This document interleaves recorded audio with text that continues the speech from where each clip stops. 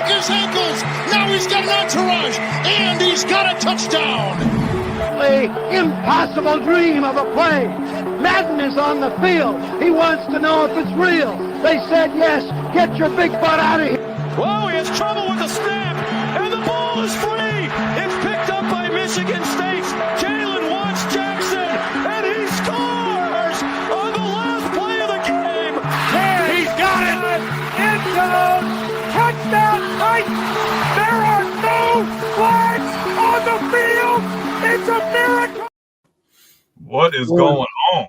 What is good? It's Sunday, and you know what that means. It's time for the Football Frame of Mind, man. Weekly show podcast for your audio people, man. We are live on Facebook, YouTube, X, and Twitch. So there you go. But the show will be available on the audio stuff after the show. So check it out, all of that, man. But before we get started, man, how you doing? Man, shout out to the 10 plus people watching right now. Y'all are awesome. As soon as we kick off, 12 people and counting, man. Shout out to y'all. Shout out to everybody that's been hitting us up over the last couple months or so. The views are through the roof. So we would not be here without you guys and the man upstairs, man. Very grateful for that. We got a jam-packed episode, all kinds of stuff. This is the first Sunday without football, unfortunately, for the next 6 months or so. But like I said before, we have a jam-packed offseason full of draft talk, mock drafts, free agency, what-if series, live streams. Dude, anything you think? Oh, we do fantasy drafts too. We need to pick that back up. I think we did the 90s and the 2000s. So we still have plenty of other decades to go there. But it's going to be a really good episode. We're going to have a special guest on here shortly, a newer guy that is looking to join the network. Oh man, yeah. So y'all stick around for that, man. We also, like I said, don't forget we stream video games all the time. So your favorite football video games, we do that as well. So we gonna be good, man. Y'all just stick around for the ride, man. Stick around. We gonna be good, man. So for today's show, man, let's start off with the college football stuff, man. So we gotta get past this. So you need to cut that clip, bro. It's a really good read. Yeah, man. I know. We speeding up. We speeding up. There we go. All right. So we know the big news of the offseason started early. Big Bill, Chapel Hill Bill. Yeah. Chapel Bill. Oh, gross. He is going to North Carolina to be the new head ball coach, Mac Brown. I won't say resigned. I would say he just stepped down, dog. You know, it had been good. He got a few draft picks out of there. Restored North Carolina to some pretty good place. They went to some bowl games. A couple quarterbacks got drafted as well. So pretty good, you know, pretty good tenure. And for him to be as old as he was getting that job anyway, it was pretty cool, man. He did some good. But the big question is, all right, so Big Bill's heading back to college, right? But the question is, he's a 6-time head coach Super Bowl champion, but 8-time champion altogether if you count his assistant days. And can he keep up with a lot that's changed in college football, man? Considering I don't think he had that long of a college coaching career. He's been an NFL guy so long. So what you think? Can your GOAT coach, can he handle college football, man? So let's clarify. It's Chapel Hill Bill. Chapel Bill. Yeah. Chapel Bill. You're making him sound like a priest, bro. He is. He's been preaching football for 40 years. Oh, man. But, okay, so I can understand the perspective of having all that experience being older and not really so much more in the league than in college. But, they've already got, a 4 or 5-star quarterback to commit already since he's been there. So that's definitely a really good way to start. I think Bill's going to really do a good job of just getting the right people around on his staff, people that know the game better in college. Not saying he can't adjust, but you need those younger, fresh faces who can relate to the players, who are able to get the message across. And not even just that. Think about it. Hey, what's going on? You got a head coach who's got 6 Super Bowl rings as a head coach and 2 as an assistant coach, as a defensive coordinator for the Giants. That's a really good accomplishment to be walking around with on campus. Like, think about it. I'm coming out of high school. I can play D1. I'm thinking, okay, well, if I can go to the SEC, if I'm maybe middle tier, like I might not get to play, but maybe North Carolina gives me an offense. Like, man, North Carolina's a decent program. Bill Belichick's got 8 Super Bowl rings. Who wouldn't want to give it a try and play for Bill Belichick? Like, yeah, I know things didn't end well for him in New England, but I think this is a really good place for him to maybe the stress level be down a little bit. Obviously, he's a lot more busy, though, having to be on the recruiting trail, dealing with NIL, dealing with high school kids. But I think that he'll adjust, man. I mean, the ACC isn't too crazy. I think he's got a good cush job. I think he really wanted this job. That's originally where he's from anyway. He's got a storied history of being around this program. So him having that familiarity, having the recognition and the prestige he did have at the NFL level with all those Super Bowl rings of success, I think he'll be okay. I don't know if it's going to translate to immediate success, but I think over time, I think he's going to bring that team to a respectable place. And, hey, he might find his place where he wants to be. He might not want to go back to the league. You never know. Yeah, I feel like he was just sticking it to the NFL. Like, nah, man, y'all didn't want me at first. So I'm going to go ahead and go to college, and I'm going to show y'all how good of a coach I am, man. Y'all forget. Y'all say, oh, man, Tom Brady did all of this. Nah, man, I helped too. And I got more rings than he does. So I feel like he was flexing on. He's like, man, you know what? If Mac Brown can do it, I'm going to do it too. Coming back older, trying to, get this get back at the NFL for thinking he lost it, right? But I like it. I like it for North Carolina. I like it for the kids. I think you having a coach that's been at the highest level is a good thing. I also think that he can tell some of the kids that might not make it to the NFL that, hey, there's a life after it, which means he can create many Bill Belichick's in the coaching department. Like, hey, you might not make it in the NFL, but after your pro career is over, why don't you just go into coaching, right? So I feel like that's a big deal too, man. So I'm rooting for Bill. Hope he can really do some good. And the ACC is wide open. So there you go. I want to see his demeanor, because like every time you see Bill, or every time you hear Tom and them talk about Bill, Bill's always like, like, you don't have to be here. Like, I don't have to pay you. Like, whatever. But like now, I don't know. He just seems a lot more lax. Like, yeah, man. Like he's got that weight off his back. Now he can go to college, have a little fun. He's got a very attractive younger girlfriend. About to say, have you seen his girlfriend? Seems like you would be in a good mood too, bro. Seems like Chapel Hill Bill's having a good time. So I want to see his demeanor on the sidelines, and I want to see his coaching style, and I want to see like kind of like what the program looks like roster wise, but also maybe like the kind of defense they're gonna run, because he's gonna have his hand in on the kind of defense they're going to run. And I want to see who he has as offensive coordinator and like what they end up doing. Because North Carolina can recruit well. But like I said, they've already got a 4 or 5 star quarterback to commit. So I definitely want to see like how that's going to turn out. Nah, man, I agree with you. I think there's a lot that you could like about this opportunity, man. Mm-hmm. Thank you, Wendy. Thank you, Andrew, for the love, man. We are doing good. We're doing good. If you're watching the video, don't forget to give it a like, man. Trying to get that algorithm going. So we appreciate that. But as we move forward in the thing, we got to talk about Coach Prime, man. We got to talk about Coach Prime. So let me get your thoughts on Coach Prime, right, before we get into the segment. Uh-oh. Yeah, I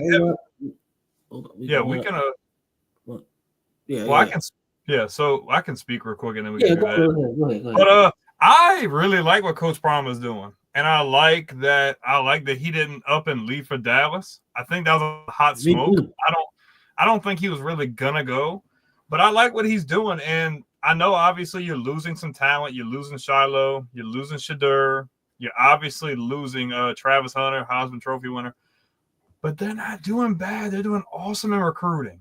And them getting quarterback from was it Arizona? I forget his name. It's I forget his name. He's one of the most prolific passers. Yeah, in the I know game. you're talking about.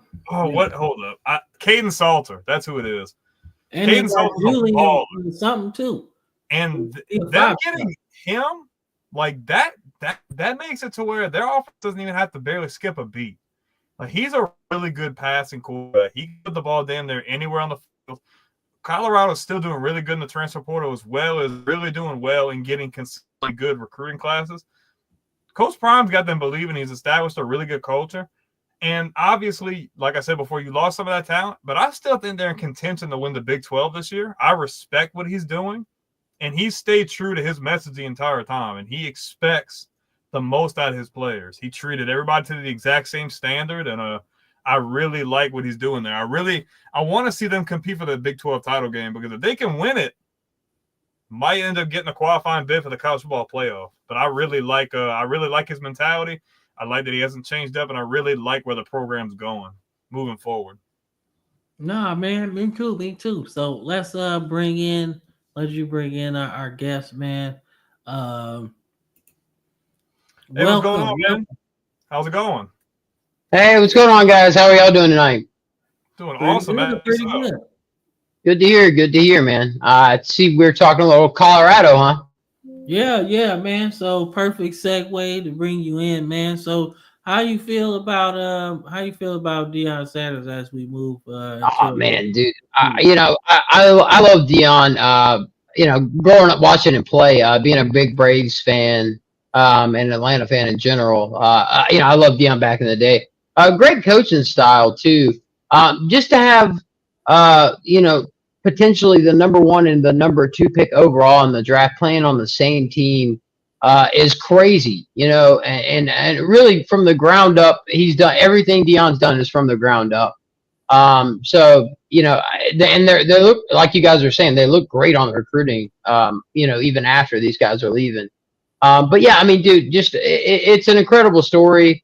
Deion, I think he's got a bright future at Colorado. I really do. All right, no, I can't disagree with that, man. So as you guys know, the Buffaloes, man, they're coming off a crazy run right now. This is one of the best runs the program's had since the 90s, it feels like, when they had Rashawn Salam winning the Heisman. When they won the national title as well. So, but you can tell the impact on Colorado that Deion has brought. Missions has went up. They packed out that stadium. He's got the GPA up. Everybody at least a 3.0 or better too. Dude, if you see their locker room before and after, just that alone is just insane. Like their locker room is amazing. It's got all kind of celebrities wanting to go back there and check it out and everything. Lil Wayne was the one I remember the most. Yeah, and I like the additions he's added to his coaching staff too, like former players like Warren Sapp. He just added Marshall Falk as a running back coach. I think that's a very underrated move. I think he's really trying to take that next step. And he's building up that coaching tree as well. When you think about Charles Huff was there a few years ago, and now Charles Huff is the head coach at Southern Miss now. So he's building up that coaching tree a little bit, which really feels good, man. I think the fact that they're hitting it up in recruiting is going to help them a lot. They have a quarterback for this year, and they got a quarterback for the future, and a nice little 5-star guy. So he is good. See what I'm saying? He is good. So you gotta know that they're in good shape. I do agree with you, Brandon. I wish they would have got to the Big 12 title game because that would have set up a little bit more viewers for the college football playoff. Because you got your Heisman winner, you got probably the number 1 quarterback going to be taken. Imagine the hype and surrounding that game. Don't get me wrong. Arizona State was cool, but like I said, Colorado. And that was actually a discussion I was having with one of my buddies earlier was, I mean, would you consider Colorado's season kind of underperforming considering the talent that they had? I mean, it's not often you see, like I said, the potential number 1, number 2 overall pick on the same team playing together like that. I think anything was better than last season. Like, obviously, you wanted more, but what they finished with 8 wins, I think, this year. 8 and 4 in the regular season. Still a really good season. I mean, you would have anticipated them to make the title game. You had a couple of losses there down the stretch that really did them in. But I think the exposure that they did get, even though they didn't make the title game, is going to really benefit them going into these next few recruiting cycles. Yeah, that's sort of how I feel as well. I think they won 4 games the year before last, and then you double that this year, and Travis Hunter might have won the Heisman last year, but he got hurt. So now you win it. That's more eyes. You're building up your depth. Like, everything's building up. I feel like having these 2 guys, this is your foundation, right? Mm-hmm. Take it from like the Bama fan of the 2 people on the show, right? When Bama played Florida in that SEC title game, right? And Tebow came back and beat us, right? The foundation was there, though. Like, that team was probably better than the team the next year that ended up beating Florida, but they hadn't really won nothing. So they didn't know how to win. But going through that, I think really, really helped them. It's going to help Colorado in the future. Going through this, having these good players, having some more good players, they're going to know how to win now. So yeah. And I think that it really does set up Colorado well. I mean, if you just look back a couple of years ago, I mean, they had the stadium probably half full, and you go from that to selling out every home game to celebrities coming onto the field to the program. I mean, yeah, just Deion's presence alone really transformed that program, single handedly. I mean, it's the same we did at Jackson State before. Just really shows you the pull that he has.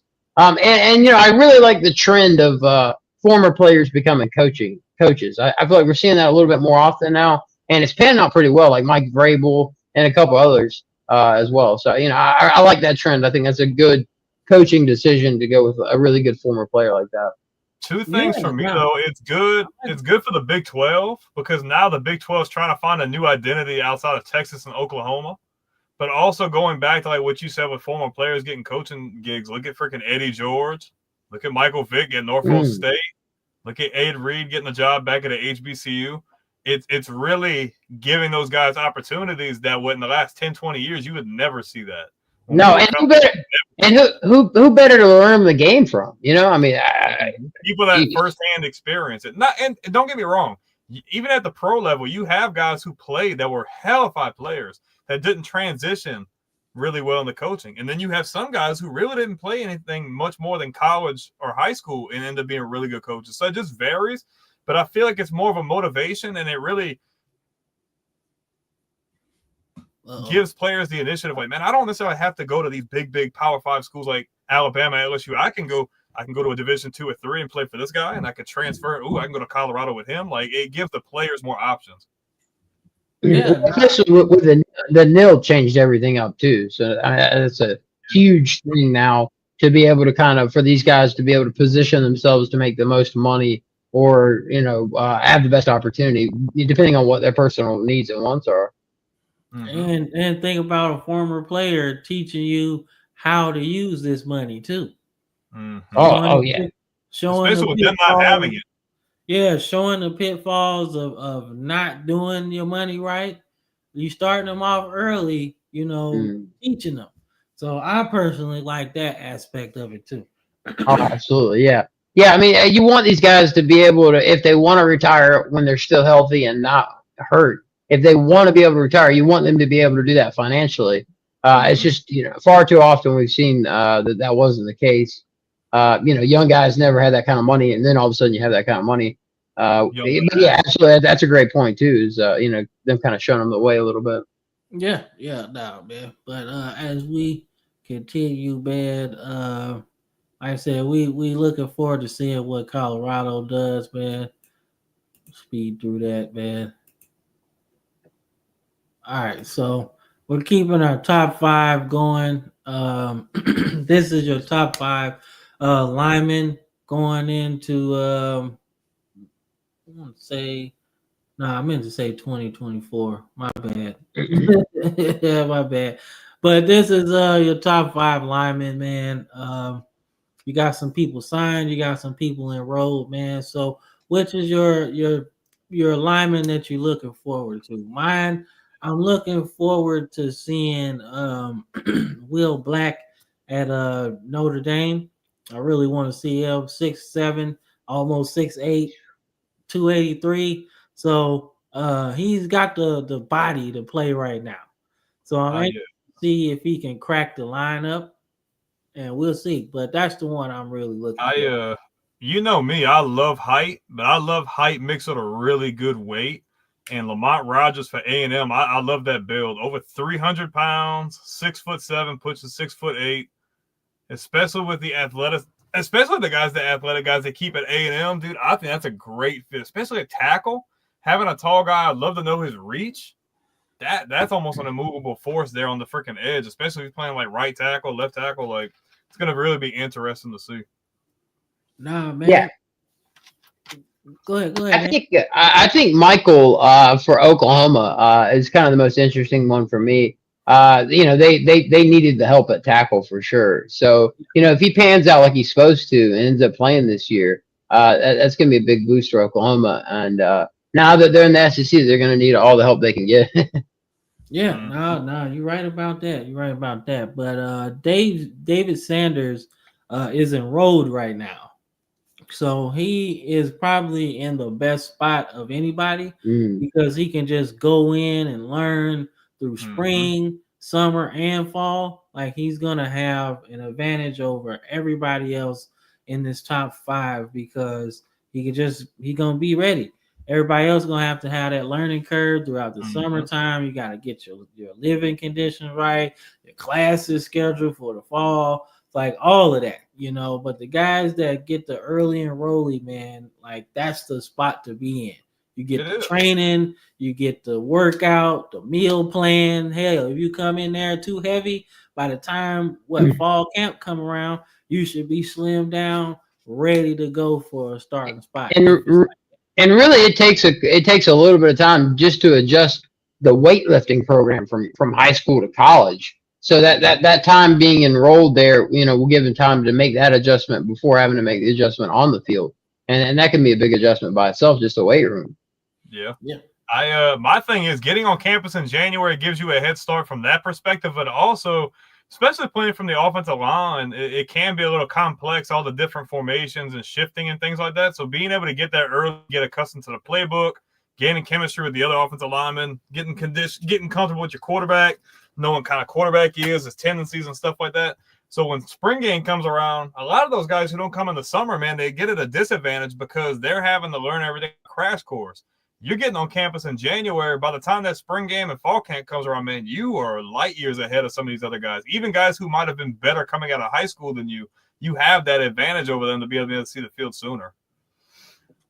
Yeah, nah, man, you get no argument from me, man. I like the early enrollees, man, because if you come in there, we get to see you at spring ball, the spring game. That's pretty cool. You're like, oh man, he's out, man. We get excited to see that. So, I like that a lot, man. So, but it shows like an early sign of dedication. So you really got to like that in any young kid coming to your university. Of course, Andrew. We want some more. Pump it up. Pump it up, man. All right. So as we continue through our thing, so our high school profile today, man. Garrison Dibble, man. Watch some of his tape. Guy is legit. Okay. He's committed to Navy, which I'm an Army guy, so I don't necessarily like that. But there's 31 sacks in high school for this season. He went off, man. He was standing up. He had his hand in the dirt. They moved him around. Like he was legit their best player, man. So not a quarterback, but he is a class of 2025, and he's committed to Navy, man. So if I had to give him an NFL comp, I would really say Sam Hubbard. Like, because I like what Cincinnati was doing with Sam Hubbard. They moved him around. He stood up. Like in college, he did the same thing. So I like when I watched it, I was trying to think of somebody that was as fast as him, as well as being able to do your pass rush moves as well. So Sam Hubbard is the guy that I really think he can mirror. Don't really know how it's going to work as far as him being in the NFL, because all players that go to these military academies have to serve a mandatory service to the country. So, but we have seen that the NFL will buy that out if you're good. So I like his build too. Having 6'4", almost 250. I feel like if he puts another 5-10 pounds on it, just straight muscle, that's really good size coming off the edge, depending on like what kind of packages or defense they're running. Especially if he's quick off the edge. That's really good. Especially if he's got good moves, like could transition really well to the league. What's going on, Brett? Good. Hope you having a good day, man. So yeah, man, I'm actually excited to see what he did. He had a really cool announcement too. One of the guys, one of the Navy officers, was there to like basically introduce him to being a part of the Navy. So that's pretty cool, man. So that's awesome. So yeah, it was actually cool to see. So I was like, damn, so he really going, but he really should have had more offers than that though. But the fact that he committed to Navy shows that he's actually thinking about more than just football. So we'll see. But that's your high school profile, man. Should be going to the NFL stuff. Yep. So we gonna run a quick commercial break, man. And we'll be back in the football frame of mind. See you in a little bit.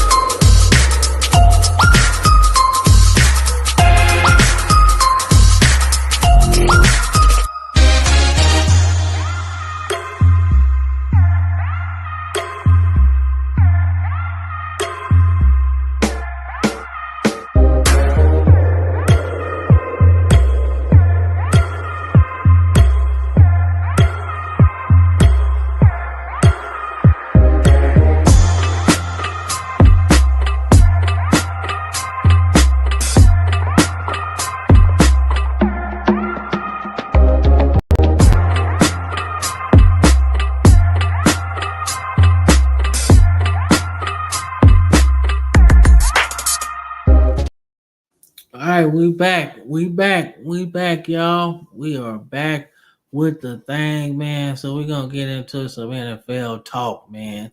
Into some NFL stuff, man. We got our boy Link Wall with us. So you're in a perfect segue as we get into this NFL stuff, man. Yeah, sweet. Thanks for having me, guys, by the way. Oh man, of course, man, of course. So we gotta talk about the last game of the season, the most important game of the season. The Chiefs take care of nothing. They took care of nothing because they lost. That's it. That's right. They took care of nothing. They got the boots to ass, belt to ass situation. Eagles whoop their tail, man, 40-22. So you guys, what's your take on the game? Man, look, okay. So it played out exactly how we said it was, Cam. We said this 2 weeks in advance. Philly had the roster. They matched up really well against the Chiefs. The Chiefs were at a major disadvantage. And exactly what we said. The Eagles need to come out, put their foot on the gas, and never take it off. And that's exactly what they did. They punched Kansas City in the mouth and they continued to beat that ass the entire game. Kansas City had no answer. Offensive line couldn't offer any protection for Mahomes, and the Eagles had a really good offensive game plan, man. And the crazy thing about their defensive game plan, they might have blitzed one time the entire game. They literally ran a 4-man front the entire game and was collapsed in the pocket on Mahomes. He had no answer. As soon as he takes the snap, looks down the field, there's already somebody in the backfield. Saquon ran the ball really well, and Hurts played really good, man. Good cohesive percentage. I've seen him make some really good throws, especially that one down the team in double coverage. Devontae Smith in the end zone, man, was the nail in the coffin. Hey, Mahomes is beatable. And now you're seeing that they're going to lose people in free agency. There's still a lot of question marks about this team going into next season. The AFC is gettable, and a lot of these teams that were right there are going to get better. So do not be surprised if we see a Patriots-like delay where they're still in contention, but you have other teams surpassing them and making it to the big dance. But most of all, give credit where it's due to Nick Sirianni and the Eagles. Saquon Barkley was the missing piece for this team. We said last year all they needed was an elite running back to really balance out their offense and take the pressure off of Hurts, and Barkley was the perfect fit. Ran for over 2,000 yards. Hurts had a good year. Didn't even have to throw for 3,000 yards, and they win the Super Bowl, man. They get their second Super Bowl title within 10 years, and kudos to them, man. They knocked off the Chiefs, and I'm a really happy guy because of it. Yeah, and Brandon, based on the jersey, I think you'll appreciate this one, or maybe you won't. It reminded me of the Giants and the Patriots Super Bowl, where the Giants, all that pressure with just the front four guys, and just was able to drop back into coverage. And there's only so much you can do when you're in that kind of situation. If you can get pressure with just the front four, it makes the game on the defense so much easier. And absolutely, I mean, you saw the Chiefs get punched in the mouth. And I'm a huge Tom Brady fan. So this will be where I point to see where Brady is the GOAT and Mahomes isn't, because we've seen Brady get punched in the mouth in Super Bowls before and come back and win the game, or at least make it competitive. At no point was that game really competitive. And two key stats here. You see Mahomes 6 sacks there and 2 interceptions. That right there, basically, put him at such a disadvantage where it was going to be hard to win. I heard Saquon talking in the offseason about he finally had that longer contract now where he could actually let go and play loose. He was on those 1-year deals in New York, so he's worried about getting hurt. So now he had guaranteed money, so he went out there and actually, we saw him jump a guy backwards this year. I mean, I don't think I've ever seen that before. My thing is the Brady Mahomes conversation. You watch these moments, these micro moments. Let's just say, for instance, you had the Falcons Patriots game. New England's down by 20. Everybody knows about this game. Look at his reaction to that scenario compared to Mahomes' demeanor to what they were going through. Brady is fired up. He's like, no, we're not done. Just like how Cam says, Brady's not going out like that. He's going to answer back. He's going to light a fire under your ass, and we're coming back. And they had some audio. They deal with the adversity, and then Kansas City gets punched in the mouth. They get the adversity, and his demeanor is completely dead. Like, there's no fire. There's no drive, because you're used to being down and being able to come back. But now the situation, the reality is hitting you, hey, we're down. Just like how we said 2 weeks ago, you're going to get down and you're not going to be able to come back. And they just had no answer for it. Yep. Yeah, that's literally how I started. Like, when I started to break down the game, like a couple of weeks, like before the Super Bowl, I figured, I was like, yo, this don't seem like the game you could really get down in. Like, if you're the Chiefs, you came, like I said, I say it all the time, they've been down in every Super Bowl that they've won. Mm-hmm. This ain't the game you can really get down in, because if you get down a lot, which is what they did, all the Eagles have to do is just hold the ball, man. Hold the ball. Like, their possessions were so long and precise. Mm-hmm. Every time they had the ball, even the interception that Jalen Hurts threw, right? They had the ball for a long time, man. Like, I mean, down to 1 second on the play clock every single time, man. And that's what happened, man. Like I said, I figured out, like, they just don't have the horses on the outside or the running back. to really hurt the Eagles like they did the last time, right? Well, I was going to say the stats that back up exactly what you're saying, Cameron, is the 11 rushes for 49 yards for the Chiefs there. I mean, their halfback had 3 carries. Yeah, 2 different halfbacks, 3 carries. So, yeah, they were out of the game so early, the run of the ball kind of goes out the window. And when you're getting pressure with just 4 guys like Philadelphia, Kansas City had no shot at winning this game. Yeah, and that's the only thing we were worried about if the refs just called it square. And that's what happened. Besides that one call on the first drive, Cam, you were talking about with that offensive pass interference. Yeah. They called a really good game. Yeah, man, they just let them play. Now you call holding, whatever, call pass interference, whatever. That's what you do, right? But just let the game be the game. Don't sit here and call all of this stuff that has nothing to do with it, illegal formation because a guy done moved a little bit. Nah, man, just call it what it is. And they called it pretty much straight down the line, and you seen the team that was better. Like I said, the Chiefs were in a horrible situation, man. Horrible. Like I said, I think personally they were smelling themselves a little bit because at least their ownership and management was like, man, let's just get this 3-peat trademark from Pat Riley. Get out. Out. Anyway, you want to get this 3-peat trademark from Pat Riley. We talking all of that. The game ain't even over yet. And if you follow basketball a little bit, the Lakers didn't win 3 in a row. So, it's not really that important. You got to get it first. So that was my whole thing. So and they had a couple of clips of Travis Kelce just like not putting in a ton of effort. He had like 4 drops. Dude, he was checked out, bro. He needs to just hang him up. Like they're giving him a deadline. I think the deadline is March the 19th. I'm thinking he needs to make a decision what he's gonna do. What's good? Yeah. Now what's going on, Scott? Hey, Trey, how's it going, guys? Yeah. So as we like I said, I think it was a good Super Bowl. If you're following the rap beef between Kendrick and Drake, let's just say that's over. And Drake's back to making love albums, and I think we're all good for that.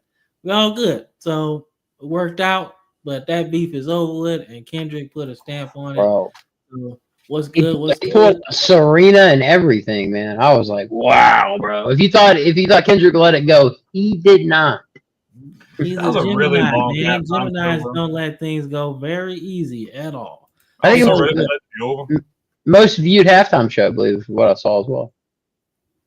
All right, so let's move forward in the show, man. Very important question, man. I thought it was really cool to have this question. Is Jalen Hurts top 5 in the league now? Now, me personally, I think so for what he does, right? He's not going to give you 300 passing yards a game. In fact, that's actually putting him at a disadvantage, right?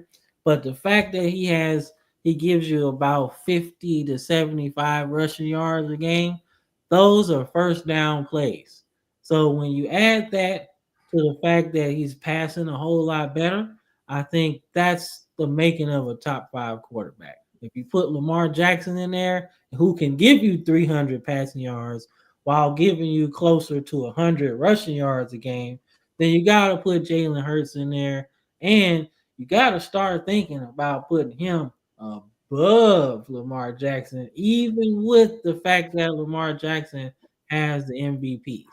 This guy does it in winning time, right? When you're looking at the fact that this guy literally just took down the big bad Chiefs, Lamar Jackson ain't did that.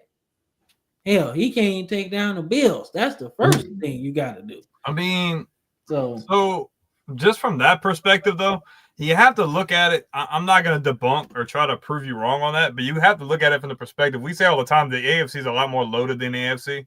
The ride to the Super Bowl, the NFC title games, are a lot easier than the AFC. But what's going on, Mike? But if I'm looking at top 5, you're going to start throwing names out there. You have Mahomes top 5. Joe Burrow's top 5. Josh Allen's top 5. You have Lamar Jackson. So that's already 4. So if I'm going down the list of quarterbacks, I'm thinking you do slide Hurts in there. He's definitely top 5 in my opinion. I don't know exactly where, but he's up there. I mean, being able to do what he does efficiently, not turning the ball over a lot, and being able to knock off the Chiefs in the Super Bowl by playing a really efficient game, you have to slot him in there. And I'll probably follow up on Cam's point for the fact that, yeah, Lamar has MVPs, but in the playoffs, he just does not know how to show up and get it done. Jalen Hurts has proven that he can get it done in the playoffs. So I would say he's top 5. I don't think he's higher than 3. I'd probably say 4 or 5, but he's definitely in the conversation. Yeah, I'm gonna have to tend to agree here. Anytime you have a quarterback with his skill set, his decision making, his arm talent, and he can squat 700 pounds, that's got to be top 5 quarterback, man. I mean, that guy is a monster. Yeah, no, but his decision making, winning in the clutch, man. That's what it's all about. I love Lamar to death, but man, he just can't seem to get it done when he needs to most. And sometimes throwing the ball away or not turning the ball over, not making a bad mistake is just as good as a positive play. And that's something that Jalen did throughout the playoffs here, is not make the crucial mistake. Yeah. Shout out to the 108 people watching, by the way. Shout out to y'all. What's good? I don't know what this means, but it seems like Bob's comment before that was wild. Oh yeah, he's smoking that thing. He good. He luckily I'm subdued right now. I will be doing it too. So, but yeah, man. Like I said, I think Jalen Hurts has earned his way into that top 5 conversation. With this, I mean, it's only a few people on that list of top 5 that have the Super Bowl and the Super Bowl MVP. You know, so even though Lamar Jackson has it, man, it's something to be about winning. You know, like it just feels better when you win. You know, like it makes it easier to have a conversation about a guy. It's one thing. It's one thing that we all do with Dan Marino, right? Dan Marino's better than John Elway. He's better than Joe Montana. He's better than John Elway if you're talking just pure skill set. But why does he not get up there with those guys? He don't have the jury. He don't have the jury.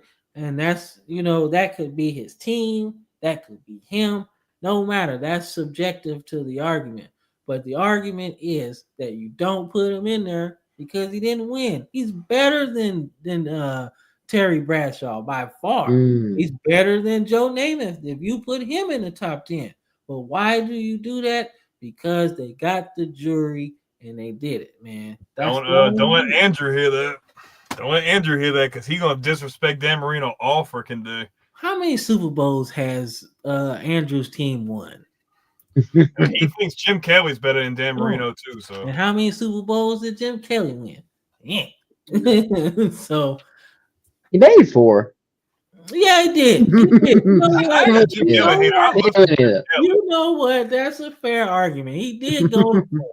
Okay. But hey, but if you're talking about Marino, man, coming out hot like he did right out the gate and making it to the Super Bowl. And giving the Niners a running for their money at such a young age, like that has to be studied. Just how good he was transitioning from college. Hey. But yeah, what's up, Brian? Thanks for tapping in, man. Well, yeah, man. But as we continue, let's get into some of this offseason action, man. So we got a big scenario going here. So Cleveland has the 2nd pick in the draft. They got options, man.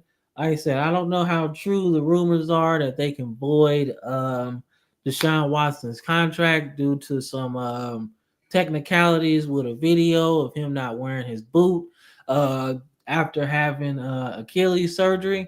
Like I said, if you're not a doctor but researching it, you're supposed to be in a boot for at least 5 to 6 months after surgery to make sure that everything sits right. So according to the report, there's a video out there that shows he wasn't wearing it within that window. So they maybe can void that contract. Now, think of the cap space that'll free up. Imagine the cap space that'll free up. It's like a $30-40 million hit. Exactly. How many mistakes does one guy make? They gotta I put a short out there that showed the cap hit for I think the it's like team. $30 million. No, it's It's way more than that. like It's like 30, 40 It's a million. chunk. It's a 70. chunk. 40. It's got to be at 40 million at least. Oh, no. Deshaun Watson's cap hit is 70 million, bro. This season alone. Second to Dak Prescott, who's at like almost 100 because he just signed his deal. Mm. So yeah. But with Miles, let's see what's Mike got to say. Mayfield needs to get more talk as well. He beat Jalen Hurts in the playoffs before and has really turned it. Yeah, don't get me wrong. I love Baker Mayfield. I think him rejuvenating his career in Tampa is an awesome story. I think he's gotten a lot better. Baker's top 10. And yeah, he's consistent. But he hasn't had enough success for me to slide him into the top 5 because there are other guys that I might be more willing to put in the top 5 before him. He just needs to get a little bit more done. I'm not saying he's far off. He's top 10, but he's not in top 5 yet, unfortunately. I love the dog. I love the dog in Baker. I just love that you just feel like he's going to go out and win every game. That like Tim Tebow in college kind of feel. Baker's really turned around in Tampa Bay, and they have potential to make a run here too. I think here in the next couple of years, if they manage the roster correctly. So yeah. So like I said, I love Baker. But the Browns obviously didn't believe in Baker, man. And that's why they're in this spot. And their all-time pass rusher, man, Myles Garrett, has requested trade. Now, I say this is a pretty cool scenario for Cleveland. I don't like Cleveland too much because we are the Cleveland Browns. But I do think it's a good scenario because they have a second overall pick. You got this aircraft carrier and player. You can move him for some draft capital as well. Oh, you get the first round pick, I feel like. You can move back if you don't want to go quarterback. I don't really think they should because I think they got other issues that they need to fix first. Then you can really just rebuild it. I say if you're not settled on a quarterback, don't just draft one. I don't think you can take QB though. But you can trade Garrett, get another first round pick most likely, depending on where the team's at later in the first round. I would still take a player at 2. Like, depending where the Titans go with the first pick, let's just say, for instance, Tennessee goes quarterback. Guess what? Yep. You can take a guy like Travis Hunter if you want. You can take a guy like Abdul Carter if you want. Yeah, see, here you go. You can take either one of the top 2 defensive guys off the board. You can take Carter or Hunter at 2 if you want to. Or like Cam said, you could trade back with Vegas, get the 6th pick and still get a really good player and get more assets in return. So realistically, you trade Gary, get a first-round pick. You trade that second overall pick, get another first-round pick, and you're loading up a draft picks for this year and next year. So they can definitely set themselves up for the right way.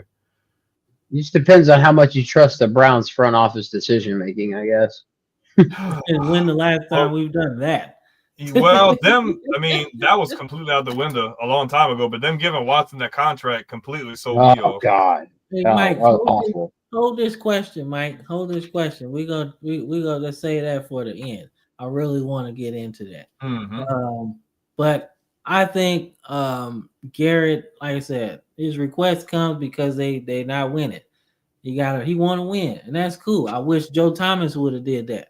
I wish he would have said, "Hey, get me out of here. Well, this team sucks." But I mean, he's a Hall of Famer anyway, so he's one of the best left tackles ever. But I wish he would have left and went to a winner. So but it's interesting to see what happens next. And if you have a late first round pick and you need a pass rusher, I mean, this is probably a good trade for you, a late first round for Myles Garrett. I mean, but Myles Garrett, I think he's gonna go for at least 2. Yeah, you're gonna have to give up 2. 2 first. Depending where you're trying to go in the draft, depending who wants him and how much they're willing to give up too. This is a guy that can change your defense from wherever it was to top 5 real quick. This is how good he is, right? So we just seen the Eagles go 4 down linemen and win a Super Bowl, right? If you get this guy on one end, surround him with another guy, On the other end, you got two really good. You know who's a good fit? I know you don't want to hear this, Cam, but you know who I feel like is a really good fit for this?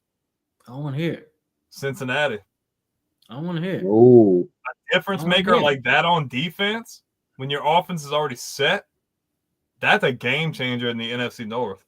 Okay, hear me out. Hear me out. You can say that about your Bengals if you want to, but what does Myles Garrett do for them if you can't cover nobody? It don't matter. It don't matter.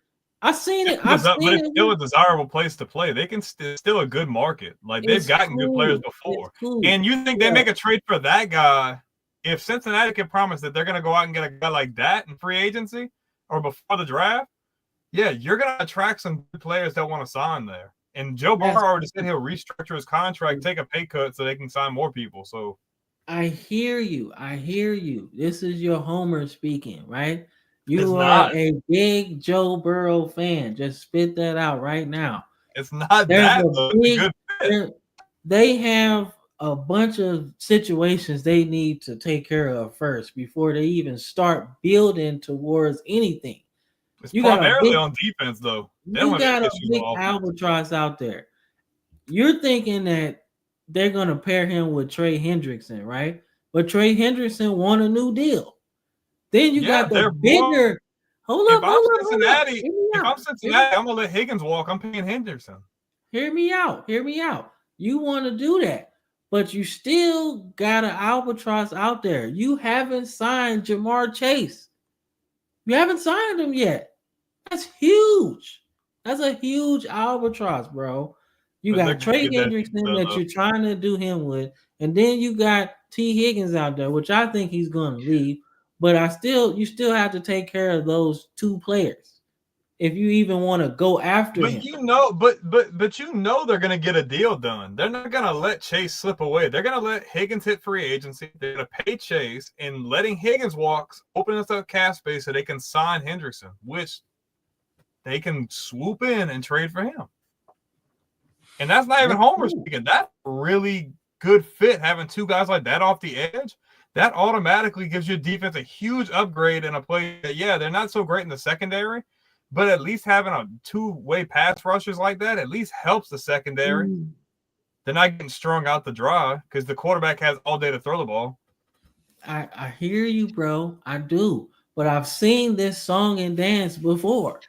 I've seen this with the Lions when they had Ezekiel Ansah, who was their first one of their top picks, supposed to be an otherworldly pass rusher. They had Kyle Vanden Bosch, who was still good on the outside. Before Gronk put in the retirement. Two bookends. And then you had Ndamukong Suh in the middle and Nick Fairley. That's four. That's a dominant foursome, right? But they couldn't cover a soul, and it didn't matter. And this is what Matt Stafford and Megatron. So that's my whole thing. I've seen that before. Who should target him then? Who makes the most sense to get him then? Who makes the most sense? Yeah, in your opinion. I don't know. Yeah, exactly, Vince. Yeah, exactly. You want to show some homework. I think for real, I think the team that could use him is somebody with another pass rusher already. Somebody that has a really good pass rusher already that you can plug him with. You know, like he's done it by himself. He's a 20-sack person by himself. Dude, imagine what if Kansas City goes out and makes a trade? I mean, that'd be cool. Chris Jones and Myles Garrett would be crazy. I'm not saying they have the draft capital, but I mean, depending on what Kelsey does too. If Kelsey retires out, that'll open up some cap for him too. Mm-hmm. Yeah, and then like I said, this is why I like. That's why I think 2 first rounds would be really the market for him. I think if you're talking 2 first rounders, he's still relatively second or third. I think you can get in the door, right? But at least 2, that gets you in the conversation to trade for him. You know, does he have a no trade clause, or can he dictate where he goes? Or no, I'm not sure if that's in his contract. Because you know, some of these guys, I don't think so. Some of these guys, premier players start getting those incentives. No, he's good. He probably deserved one, but they don't give those out in the NFL too much. Not really. You gotta be More or less, it's quarterbacks, if anything. Yeah, quarterbacks, maybe linemen, maybe. But I think the fact that he's come out and said he wants to be traded also may hurt his draft stock just a little bit as well. Just because teams will know that he wants out of that situation. So you may offer a little less than you normally would in that situation. Could do I don't know if he still has a long contract left on his deal, but they could do a sign and trade too. They do it in basketball all the time. You could sign and trade for him and then extend him once you get him. Yeah, they did it with Tyreek Hill in Miami. So I mean, you seen how that went. I mean, look, if Tua doesn't get hurt, man, you never know. That offense was crazy. He wants out though, so same situation. But I just run this course in Miami, bro. they just horrible. Like, all right, let's see. Super ass. We know who you're talking about. You said Matt Ryan, right, Andrew? Let's see, a Buffalo. Looks like Myles Garrett. It's got 2 years left on his deal with a 3rd-year option. Buffalo's a really good fit. Yeah, but they gotta. It'll be great. They have a lot of other needs. Yeah, they gotta keep Spencer. They gotta keep Spencer. AJ Spencer is really good, bro. Really good. They gotta keep him on the outside if they really want to get Myles Garrett. But I give them credit though, because Buffalo did more this past year with less. They got rid of a lot of those guys that everybody was like, "What are you doing?" He had little to any weapons, and defensively there was Tre'Davious White. They still had Micah Hyde. They let a couple other guys go, and if they wouldn't have had a crazy call game in the AFC title game, Buffalo's in the Super Bowl, so they're right there. Imagine if they lost again. That'd be 5. Oh man, then I'm definitely on the Cam train of I'm never betting again. I would have never. I was low-key open for a Buffalo versus Detroit Super Bowl. That was just like whoever wins, thank God, you know. I wanted to see the Commanders run the table, but they just didn't have enough. They had enough, bro. If Detroit would have been healthy on defense, that's not even. I feel like Detroit beats Philly in that game. Yeah, I just feel like you know what? Talented. That's a spot for Myles Garrett, dog. Oh my gosh! Oh, that'd be insane. Oh that'd be insane. That's oh my god! What? That'd be crazy. The terror in the NFC North. Oh my god, that would be wild. Now that wipes away all of that Detroit Lions stuff I said because they can. That's like the 2K5 video I did the other day. Being in Baltimore and trading for Tom Brady. That's literally what that is. Oh, that would have been stupid, bro. That would have been stupid. Tom Brady on my Ravens in the early 2000s. Oh man, bro, we would have never lost. What? Come on, man. You guys had Trent Dilfer instead, is that right? Trent Dilfer, Kyle Bowler. He doesn't like to talk. Those are the dark ages. Kyle Bowler, Anthony Wright, Cordell Stewart. Here's the thing, though. I go back in my mind about what did Trent Dilfer ask for? The reason that he asked from after the Super Bowl. You literally just won a Super Bowl and you stabilized the offense. I'm not going to say he really helped, but he was better than Tony Banks. He managed. Yeah, he was better than Tony Banks at the time, right? And I love Tony Banks because he was a St. Louis Ram back in the day. But he was better than Tony Banks. But what did he ask for? The reason they cut him after the Super Bowl. Oh, that dude wanted that Kurt Warner, like that kind of money. He wanted a contract, bro. Yeah, that wasn't happening. He wanted that Brett Favre money. I'm like, yo, you need to chill. You gotta chill. Well, you know that was the defense, bro. You know that was the defense. He had the bad decision making of Favre without the arm. Oh man, and less production. Yeah, way less production, man. He was bad, dog. But you know what? He was like what? He was a first overall pick, I think, though. No way. I don't think he was first overall. He was first round, though. Trent? Trent was first round, though. Yeah. Yeah, he was first round though. Bro, Andrew aggravating, dog. Dude just texted me to my and fuck Dan Marino. He a hater, bro. If y'all would have traded for Dan Marino, you probably would have a Super Bowl.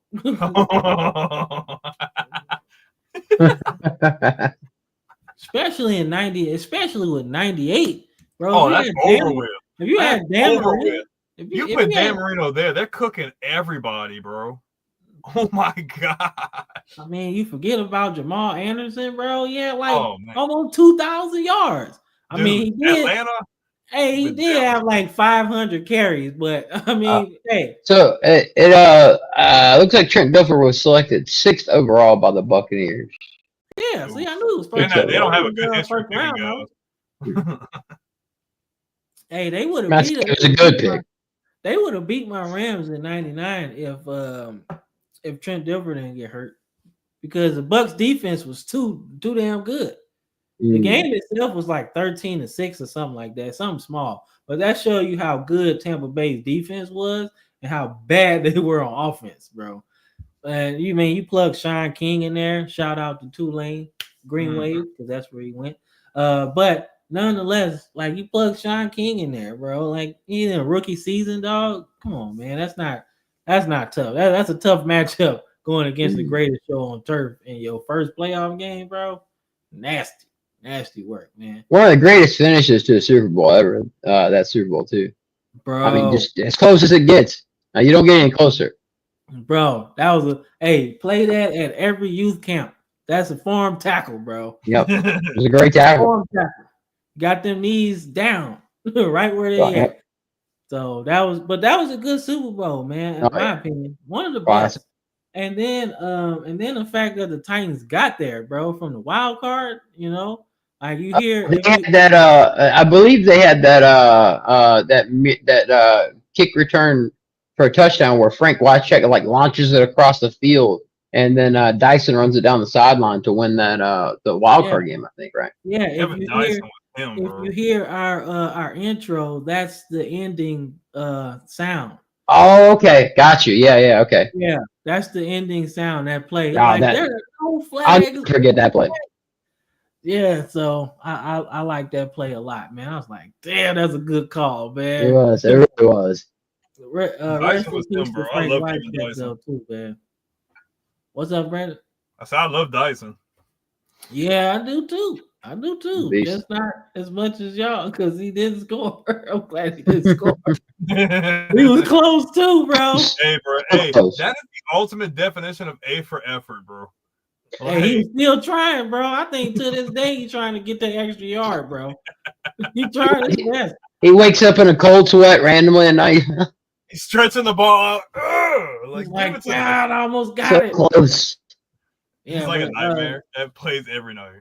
Like I said, rest in peace to Steve McNair, man. And bro, he was good for y'all too, Cam. That's the one quarterback bright spot y'all had until I know, but he was so much older when we got him. If y'all would have got him like 5 years earlier, that's nasty, bro. Let's see what Mike says. Now, anybody that's trading for Garrett now, they want to win now. You're not getting that as like a building. You're putting him in place knowing that, hey, I just need that one difference maker to get us over the top. All right, so as we move forward in the show, man, not a super long show today, but these slides make for some good conversation, man.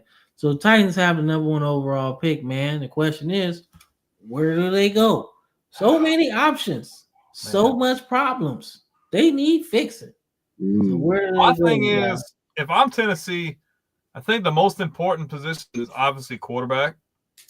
Me personally, I'd probably go quarterback on Cam Ward. I just think he's the best quarterback in the class. I'm going him. If you're not going quarterback here, there have been rumors of Carter going here at 1. Obviously, people want to go Travis Hunter. But honestly, if you're not going to go quarterback, I'm shopping that number 1 pick. I'm trading with Vegas or somebody else in the top 10. I'm going to stock up on because Tennessee already has another first-round pick, I think, on the back end, if I'm not mistaken. You trade with one of them. Say if you trade with Vegas, you're going to get another first-round pick, some first-round pick or 2 for next year and the year after. You might get some supplemental players, some other picks, and I'd use that to rebuild your team because we don't know what they're going to do in free agency yet. Let's just say, for instance, they take a bridge quarterback. Let's say they trade for Derek Carr or something crazy like that. You have a bridge quarterback. Say you want to hold off for another year or so with your quarterback. Cool. I'm trading that number 1 pick, getting a slew of draft picks, and I'm rebuilding this team from the offensive line on out because they really need help in protecting the quarterback. That's one of their biggest needs, if not the biggest need, in my opinion. That's what I've been saying. That's what I've been saying, man. Tennessee has one of the best running back legacies in football history. Earl Campbell, Derrick Henry, Chris Johnson, Eddie George. Come on, man. Yeah. They run the ball, man. It's a good running back class, too, dude. This running back class is loaded. They can get one in any round. Get you one and figure this out, man. Take Dylan Sampson. So you can move back and get one. I think the easy answer here is they trade down. That's the easy play here. Now, the only way you go with the quarterback here is if you're totally convinced this is your guy and he's going to be able to develop and lead the team where you want him to. And if I think they're going to take quarterback, I think they'll go Cam Ward. I don't believe in Will Levis at all. You're not the only one. I think they go Cam Ward if they go quarterback. But the easy answer is to trade down. Like I said, unless you're completely sold on one of these quarterbacks, trade down is probably the way to go. I think Vegas is taking the trade up. You know what? I kind of like Myles Garrett to Washington because they do got. I could see that actually. I like that. Hey, I like that. That helps them. Jonathan Allen. Yeah. See, Jonathan Allen is one of them dudes that you probably want to pair Myles Garrett with. All right. He's still good. And I think he's tired of losing. Coming from Alabama when he was there, they won a lot and defense was really good. So now, hey, you want to win. You got the quarterback now. So where do you think they go, Cam? I think they do what most number 1 people do, and they take the best player available because I think they think that like we are. We need a lot of shit. Okay. And quarterback is at the top of the list. Okay. If I'm them, we can't go into next season with Will Levis at quarterback. Okay? No. Even if our friend Chris says he didn't get a fair shot, look, you got 17 games, bro, to figure that shit out. And none of them 17 look good. So if I'm going with them, I'm going Cam Ward because he fits what you want to do. He's a mobile quarterback. Not saying Shedeur is not, but Shedeur is more of a stature. You need him in a play action zone read type scheme, right? That's what you need him in. Cam Ward makes better decisions too. Something like Mike Shanahan. Yeah. Right? And after watching Cam Ward throw the other day too, really sold me on. He looked great the other day. Great arm strength, his decision making. Man, geez, dude. I think he's good, man. He's gunning that ball in there. I think you can plaster his face all over Nashville and you could sell a lot of tickets, even though you're being bad. You just do that. You get him, you build around him, get him a nice running back, maybe with that later first round pick. Dylan Sampson. Somebody. Get him somebody that he can check the ball down to. I think they go after Scatterbo because I think he's got a great set of hands out of the backfield. I think he's a tough runner too. So I like that a lot. Sampson's good too, especially around the goal line. He's a touchdown machine. I mean, you're the pick of the litter. You got Judkins that could go in the first round too. Like you got a bunch of dudes in this running back class. It's a heavy running back class for sure. Yeah, I agree. This class is gonna be good. Trevion Henderson too. Exactly. So you got a lot, man. So, but as we move forward to the next thing, man. So T. Higgins has a decision to make. All right. So he is obviously not going to be paid as a number 1 receiver. Right. We know that. He's not going to make Jamar Chase money. Right. But staying in Cincinnati does have his benefits. Okay. Here's one benefit. They have a good offense already. He makes the offense still very good. You add a running back, they don't have to use a draft pick to get one, right? That's the positives, right? The negative is you leaving money on the table because there are teams out there that need a number one. And he plays big. He's a big time target. The 10 touchdowns show you that. Obviously, you want 1,000 yards, but when you got Chase winning the Triple Crown at receiver, you probably gonna miss yards, right? But I think he leaves Cincinnati to get that big bag. Your Patriots, like you say, is an option because they need a number one. My Ravens need a number one, right? There are a bunch of teams that need a number one. The Packers need a number one. The Steelers probably getting tired of George Pickens and his nonsense. They need a number one. So it's a lot of teams out there that need a number one receiver that are contenders, really. So I think he should really play the long game. Let's see what's out there. Take some interviews, take some trips, whatever, and really think about this because you can stay in Cincinnati and watch them kind of build the defense up because you're going to score 40 points a game. Joe Burrow's just that kind of quarterback. But you can't win if you give up 50, okay? So what do you do? Because he has a really serious decision to make, and I think he's going to make a lot of money. He's going to be offered a lot. So but he has to go somewhere with a quarterback. So my thing is it's going to come down to two things. Obviously, you have the comfortable situation in Cincinnati. You have a chance to run it back and win a Super Bowl if you just make those additions on defense. You have a pivotal role in the offense. You have great chemistry with Burrow and Chase. It's a really good situation. You're looking at some of the teams. I'm not showing bias. The Patriots do have the most cap space, and they have the rumors. You are biased, bro. It's not though. When you have the most cap space in the league, and you have a studded quarterback like that, you're looking for a guy like this that can come in and make an immediate impact. I think it's a really good fit. They have a lot of other teams, but I just think I feel like it's either Cincy or New England. Like I feel like he either stays or he goes somewhere like that to where he knows he's going to get a really big payday because New England can give him whatever he wants. They have the most cap space in the NFL. I like that, Mike. I was thinking first round pick. I don't think Jackson Dart's not making it to the second round. Nope. He's the third. I don't know about y'all, but if you've seen him at the Senior Bowl, he killed it. He solidified himself as the third quarterback. He's going first round. Jalen Milroe killed his whole draft stock. Let's just say that. Jalen Milroe killed good all year. Jackson Dart is probably my favorite quarterback in this draft. Yeah, I think he's a sleeper first round quarterback. Yeah. If you're Pittsburgh and you don't believe in Justin Fields or Russell Wilson, you pick Jackson Dart. I've seen rumors of Seattle wanting to get their hands on him. If you get him in an offense, that makes a lot of sense. Guys, that's a really good fit. That's a good fit for Dart as well, I think. Exactly. Plenty of weapons, good caller, young head coach. You know what, Debbie? I like that question, man. We can do that. We can do that too. We're gonna do that later too. I'm gonna start that one.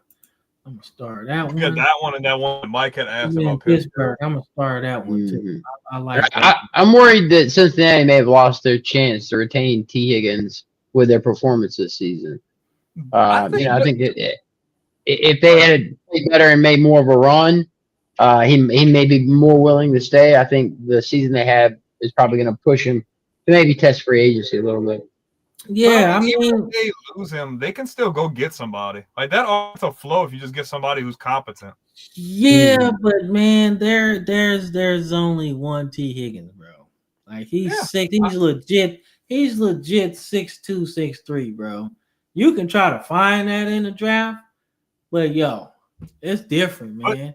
There have been rumors that he's willing to negotiate on money and take less to stay. So I think that's a valuable bit of information. Like he wants to win there. He's just contemplating, do I take the payday? Them OGs need to be in his ear right now saying you'll be a fool to take less.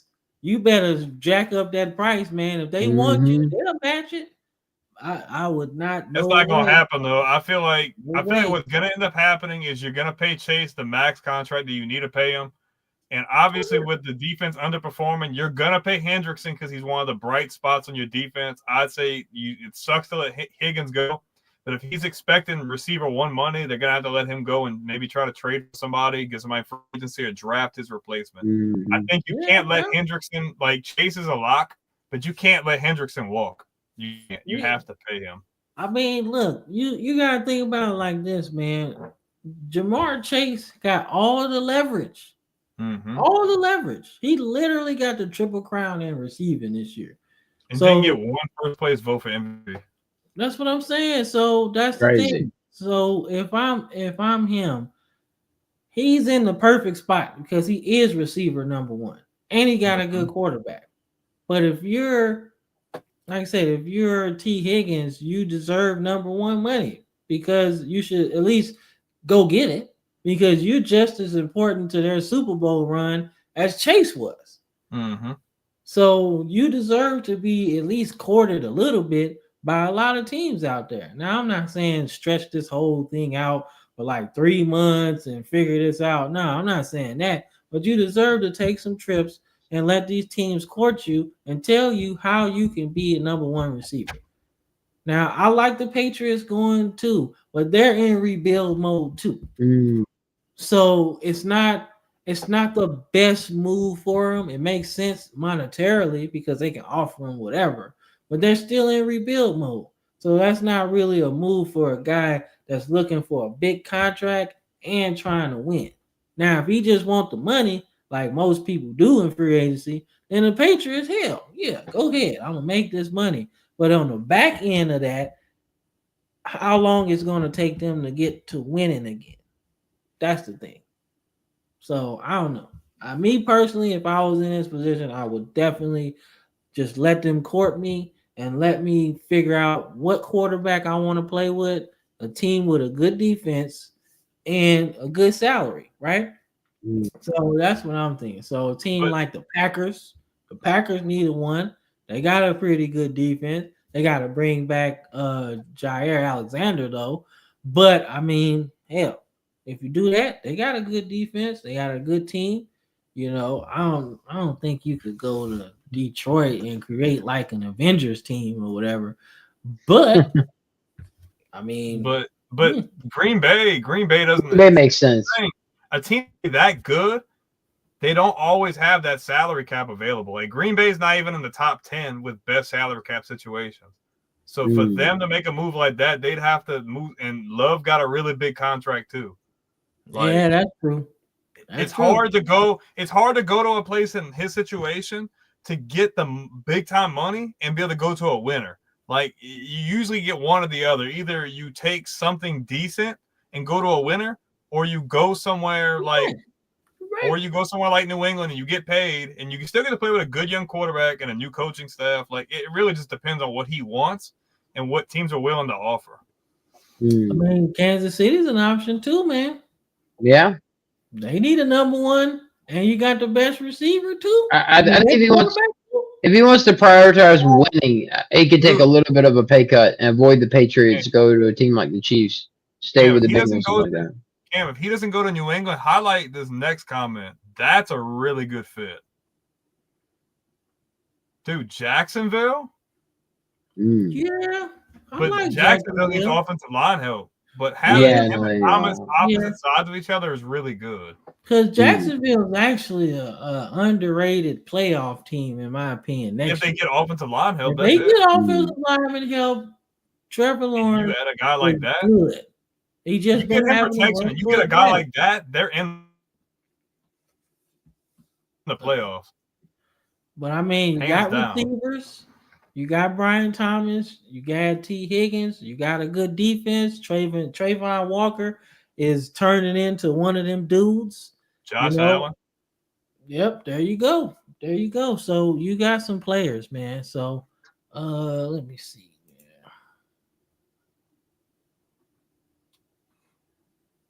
All right, so this one is one of my favorites of the offseason, right? So Trey Smith the 6th round draft pick has worked itself into a major big money situation, right?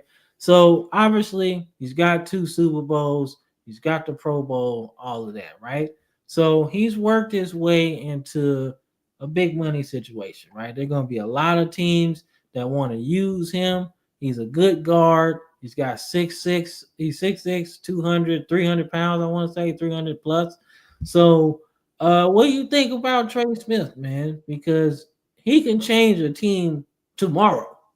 Yeah. How good he is. My thing is, I don't agree with Chris on a whole lot, but I could realistically see him going to Tennessee just because they do have that home field money. I think that would be an amazing fit for the Titans because you get that anchor on your offensive line, whether you have Will Levis or if you take a quarterback. I think this is like the perfect move because you get that guy to really offer that complement of protection on the offensive line. He's young, he's athletic, he's really good. I think Tennessee's the best fit. And like how Chris said, he might end up taking a hometown discount too. You never know. I think him in Tennessee is like the best fit. If Tennessee can get Trey Smith, then yeah, you may take Cam Ward 1 overall because that's a boost to the offensive line you're going to want to have with a talented young quarterback. So yeah, that's an ideal move for Tennessee for sure. I agree. He's from there, played there. It's a pretty good move, man. I think it writes itself, man. But there are also other teams out there that need interior lineman help. So I mean, you know, especially the Jaguars. Yep. That's one.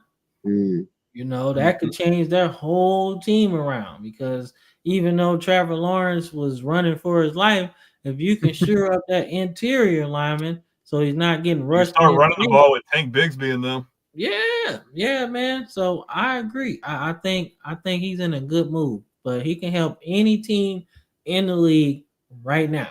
Immediately. Yeah, he's a one-stop shop for we're probably going to be better by at least 2 or 3 wins just adding him alone. But we can all agree that he's definitely out the door. He's not staying. Yeah. Because if you're the Chiefs, you have to start moving on from some of these players. You can't keep everybody. You have to adjust. You can't hold on.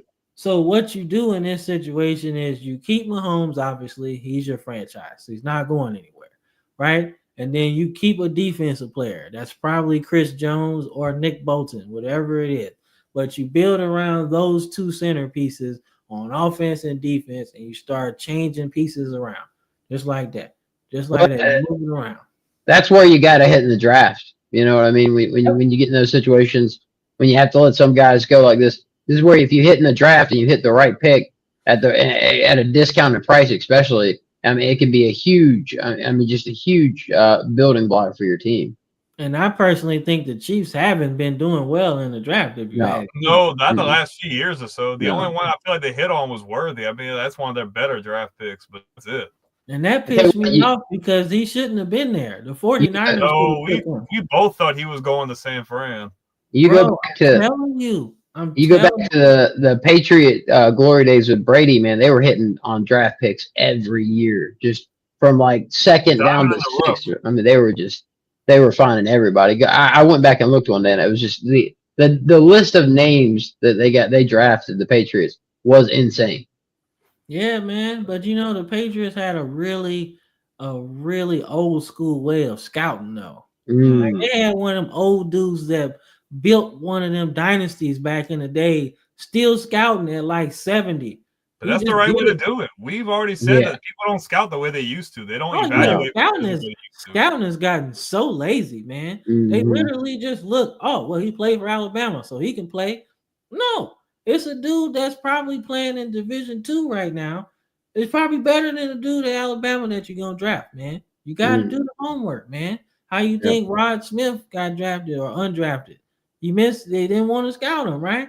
So if that happens to a player that's like maybe lower level Hall of Fame case, imagine what's out there if you do your homework, man. Look at Jerry Rice, dude. Mississippi Valley State.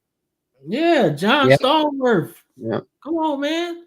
Hall of Fame receiver for the Steelers, bro. Nobody knew about him until like 2 days before the draft. They're like, hey, wait a minute. This guy's pretty good. Too late. Steelers already got him, bro. So, that's what happens. Like we've seen with Brock Purdy. I mean, that allowed the 49ers to use salary in so much other places than quarterback up until They now. were able to jump off Jimmy G's contract. They were able to get out of something, and they ended up. man. No, they So, lost out on Trey Lance. Obviously, you traded them picks, but now. But the bad thing now, you bring up the Niners. There's rumors that they're willing to give him a big time payday, and I think that's a bad mistake. This comment though, I didn't think about. Higgins and Lawrence played together in college. Mm-hmm. That's a big deal too. Oh yeah, they're both Clemson guys. Yeah, that's a huge incentive. Look at what Cincinnati did. They drafted Chase. They were college teammates. Higgins gets to go back to his college quarterback. That's a huge incentive. So yeah, man. I mean, the Chiefs like lately haven't necessarily hit on people. I think they have to really go deep this year. Like they gotta really, really focus on offensive line help because people gonna watch that Super Bowl. Ooh. And they're gonna think, okay, if we can get some defensive line help, we can really beat them. I mean, the AFC West isn't necessarily theirs, like lock and key, like it was the last few years. Like the Chargers are good. Like they got a question with Bosa, but if you bring Bosa back and he's healthy, you add another piece. Denver's good. Play those two, and then you got you say you want Khalil Mack still want to play. I think he had maybe 5+ sacks last season, so he's still an option. So you got so many things. Then you got the Raiders, who actually aren't that bad. They just need a quarterback, bro. They got everything else. They got Denver. Denver, yeah. And guess who else on the market? Debo Samuel's on the market too. Man, I don't want no damn Debo Samuel. I'm just saying. I don't know. I just saw your report. He was like 20 pounds overweight or whatever. Yo, he was looking a little buff. He was looking a little buff out there. And Debo's my guy now. Like, he wants to put that Eddie Lacy weight on. And I like Debo Samuel. I do. Yeah, I do. He wants to put that Eddie Lacy weight on. Yeah, cheeseburger Eddie. Yeah. Didn't work out for him well either. So. Nah, man, he had that 75-yard run in the playoffs, and you ain't see him after that at all. Bro, he's like, yo, hey, I need some help, dog. I'm about to die. I need some help. I mean, I'm like, yo, he damn near won the game for them. And didn't get no carries after that. No. I was like, yo, okay. All right. Well, yeah, man. Let's see. Bob talking stuff. Utah is better than your no, man. No, I'm sorry, bro. I love Cam Rising. They're not better than Bama last year with Jalen. They're not better than us either. No, they are not. They are not. I'll agree with you there. Let's see. With the talk of 10, I mean, Traylon Burke. I mean, he's not your guy. I mean, yeah, he's not your guy. I've got to imagine he's probably only got like a year left on his rookie contract. I mean, he hasn't really lived up to anything for them, so not really too much to talk about. All right, so you know what time it is.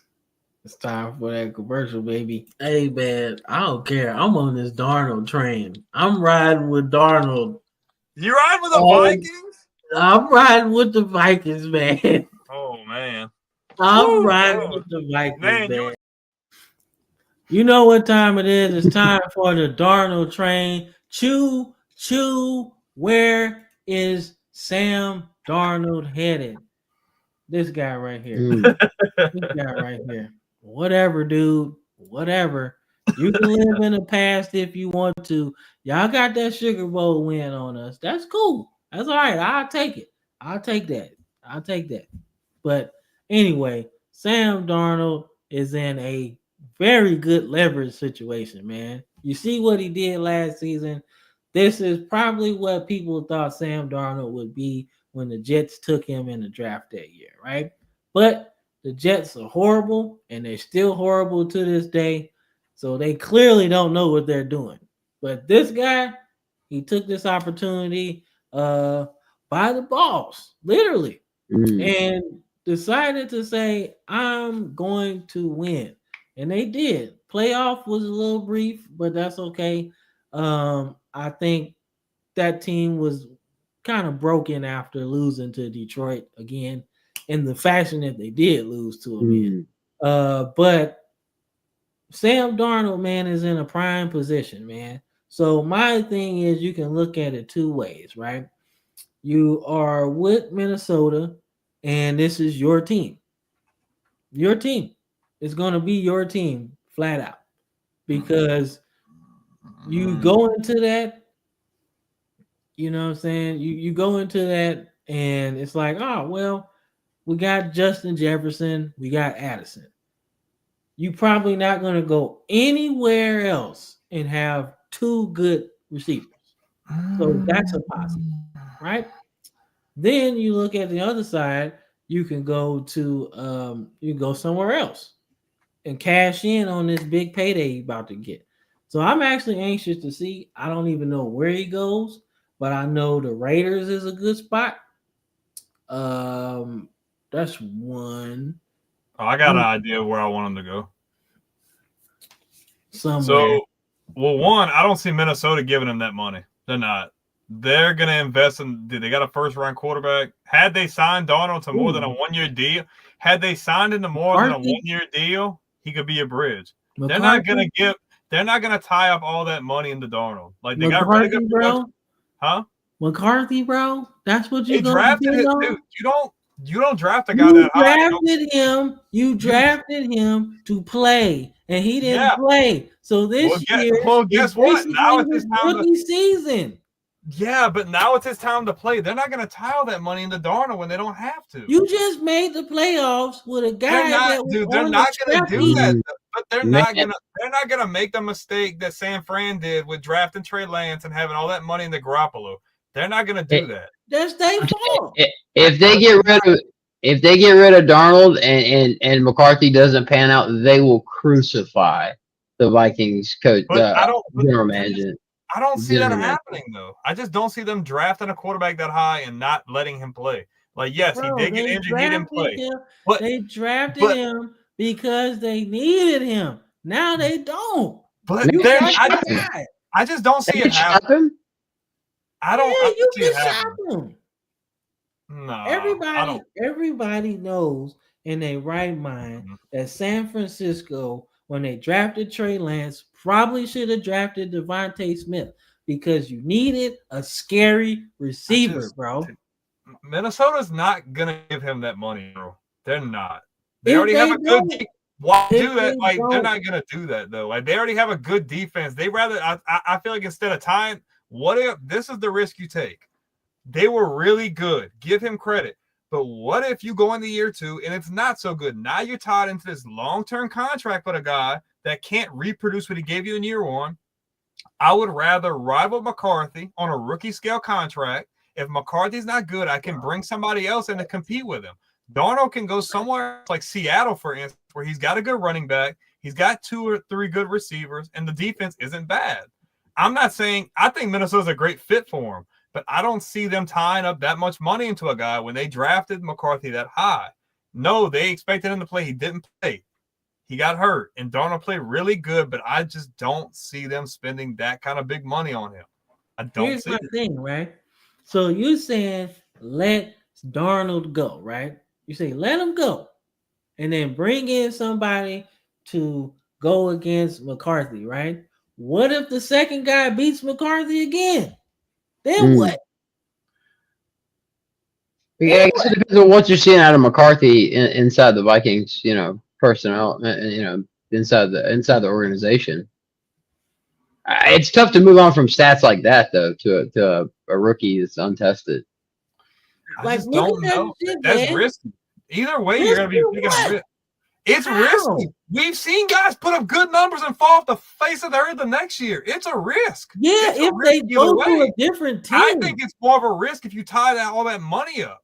Because if he ends up being ass next year, nobody's going to want to take on that contract, and you can't trade him. Bruh, come on, man. You got to have faith in dude. I'm not saying I don't have faith in him. I'm looking at it from an organizational. That was the wrong thing to say. But my whole thing is this dude been fighting for his life to get. I agree. We're not disagreeing. He got all of that in Minnesota. If I'm Minnesota and if I don't sign him, you're going to hate yourself for a long time. If they gave Dante Culpepper 10 years, $100 million, I guarantee you can give him 4 for about 150, bro.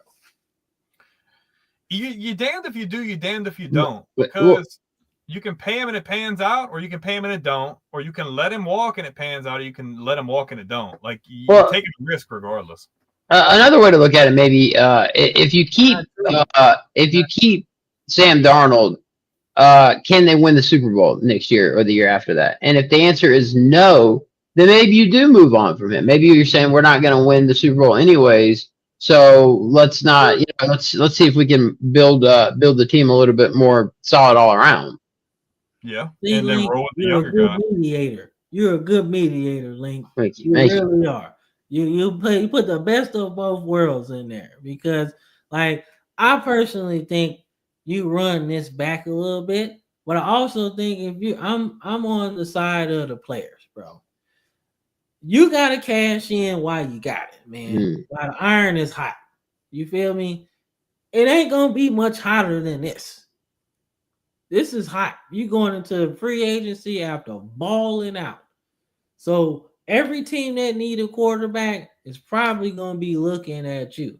So you got the pick of the litter. Obviously, you got your places that you just can't go, right? Kansas City, Baltimore, the Patriots just drafted a quarterback, so they're probably not looking for one. You can go back to New York. Don't do that. Don't do that, because they getting rid of. You already know what's going to happen. Yeah, actually, don't go to either New York team unless you're going to the Giants, bro. No, I still wouldn't. I still wouldn't know. I mean, their management office is horrible. You'd get that contract money, but after that, there's no contract behind that, because the stats will be so bad that nobody will have the same amount of faith in him, I think. Oh, he got run into the Daniel Jones situation. Yeah.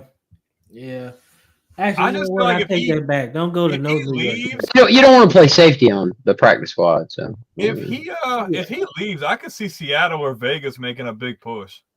Yeah, and I think Vegas is the perfect spot, because if he signs with Vegas, right? You say you go to Vegas, right? You don't have to draft a quarterback. You don't have to reach on no quarterback. Now you can use that 6th overall pick for whatever position you do need. Probably offensive lineman. You draft maybe Abdul Carter still there, right? You draft him at 6, right? You draft somebody that can help you. Offensive line, you got the tight end, you got some receivers, you got some defense. Hell, you could go Will Johnson at cornerback and fix your defense. Whatever you want to do, you can do it if you sign him. It changes everything. Yeah, sure. I definitely think Vegas is Seattle. Yeah, I mean, it could be the coach, but I mean, another thing I was going to say, it seems like the Vikings have been able to plug and play at quarterback. Yeah. And they never got that good of production, though. I mean, Dobbs did okay, but Darnold was able to really take that offense. Dobbs turned that into a starting opportunity with Arizona. Didn't do it. But it worked out. He got some money off of that. Kirk Cousins got another big deal, even though he don't really look like, you know, Case Keenum got a new deal too. So you never know, man. And then you never know. The Vikings may bring in Aaron Rodgers. You know, they just go out just like Brett. Fulfill the prophecy. But yeah, exactly. The Brett Favre. Yep. Favre went to New York. Yep. Fulfill the prophecy. Full circle. Yeah, I would. Hey, I would. Don't do it about it. The thing about Aaron is you'd be able to give him a short contract at least. You wouldn't be tied to him as long as Darnold. You would think. You think Aaron's probably got a year or two left, right? But this comment, Darnold played better than Cousins, in my opinion. Yeah, bro. Like, dude, I don't know if Darnold was an All-Pro, but these are All-Pro numbers, bro. They're really good numbers. Yeah, this is all. I don't think Kirk Cousins was doing this. This is different. And he seemed like he got a connection with Justin Jefferson, man, and they were tearing it up all season. So I don't really know, man. I don't know. I really don't. But he's in a good spot to make a whole lot of money, though. It really depends on what the organization wants to do. If the organization comes to him and is like, look, we want to bring you back, we want to pay you that money, good. But Mike, this is interesting. This is interesting. I like what you're thinking, Mike. Possibility. I like what you're thinking because he went to Michigan. It's that kind of connection. And the owner of the Raiders said that Tom Brady is going to be helping them with their quarterback search as a minority owner. So, and just to give you guys Kirk Cousins' stats for the season for the Falcons, 3,508 yards passing, 18 touchdowns, 16 interceptions. Hella interceptions, dog. 16. Magic City Kirk was going after like week 4, bro. Yeah, that touchdown interception ratio drastically different between Cousins and left Darnold. Magic City Kirk back in Magic City, dog. That was over with, dog. Yeah. So I don't know, man, but that's it for the show part of it, man. We just wanted to get that out of there, man. Pretty cool, but we got some questions to answer, man. So let's see. Let's start with Mike since Mike's was first, man. What do you think Pittsburgh does? So I don't know, man. It centers on what. Let's keep it up there. It seems that their quarterback position is the biggest problem for them right now, right? Mm-hmm. They are in that weird spot after you have such a great quarterback for so long where you got to find a new option, right? So they went Kenny Pickett. That was booty. And then you go Russell. That was okay. Even though Justin Fields won the first 2 or 3 games. Made no sense. But they're in that weird window where you got to find the next guy. And it's easy to pick a guy, like if you're the Packers, right? Where you go from Brett Favre to Aaron Rodgers to now Jordan Love, right? You end up with some pretty good options there. But everybody ain't like that. So whatever they do depends on what they do at quarterback. Their defense is legit. So that's not a problem. But you got to move up off of Najee Harris. He's gone in free agency. And you got to find a quarterback. That's it, man. Now, they've hit on receivers over the last 10 years, right? 15, if you think about it. Santonio Holmes, Super Bowl MVP. You had Antonio Brown, borderline Hall of Famer, depending on what. Mike Wallace. Mm-hmm. I want to say something. And Juju, was it Juju? Yeah, Juju, right? Mm-hmm. So they hit on receivers, and George Pickens is another guy, right? I think over the history of the Steelers, they've been pretty good at receiver, bro. So I mean, Lynn Swann, John Stallworth, Hans Ward, Plexico Burris was pretty good there, right? Hans Ward. So there you go. It looks like they've got the 21st pick here in the draft. Is there anywhere Dart falls back to them? You think?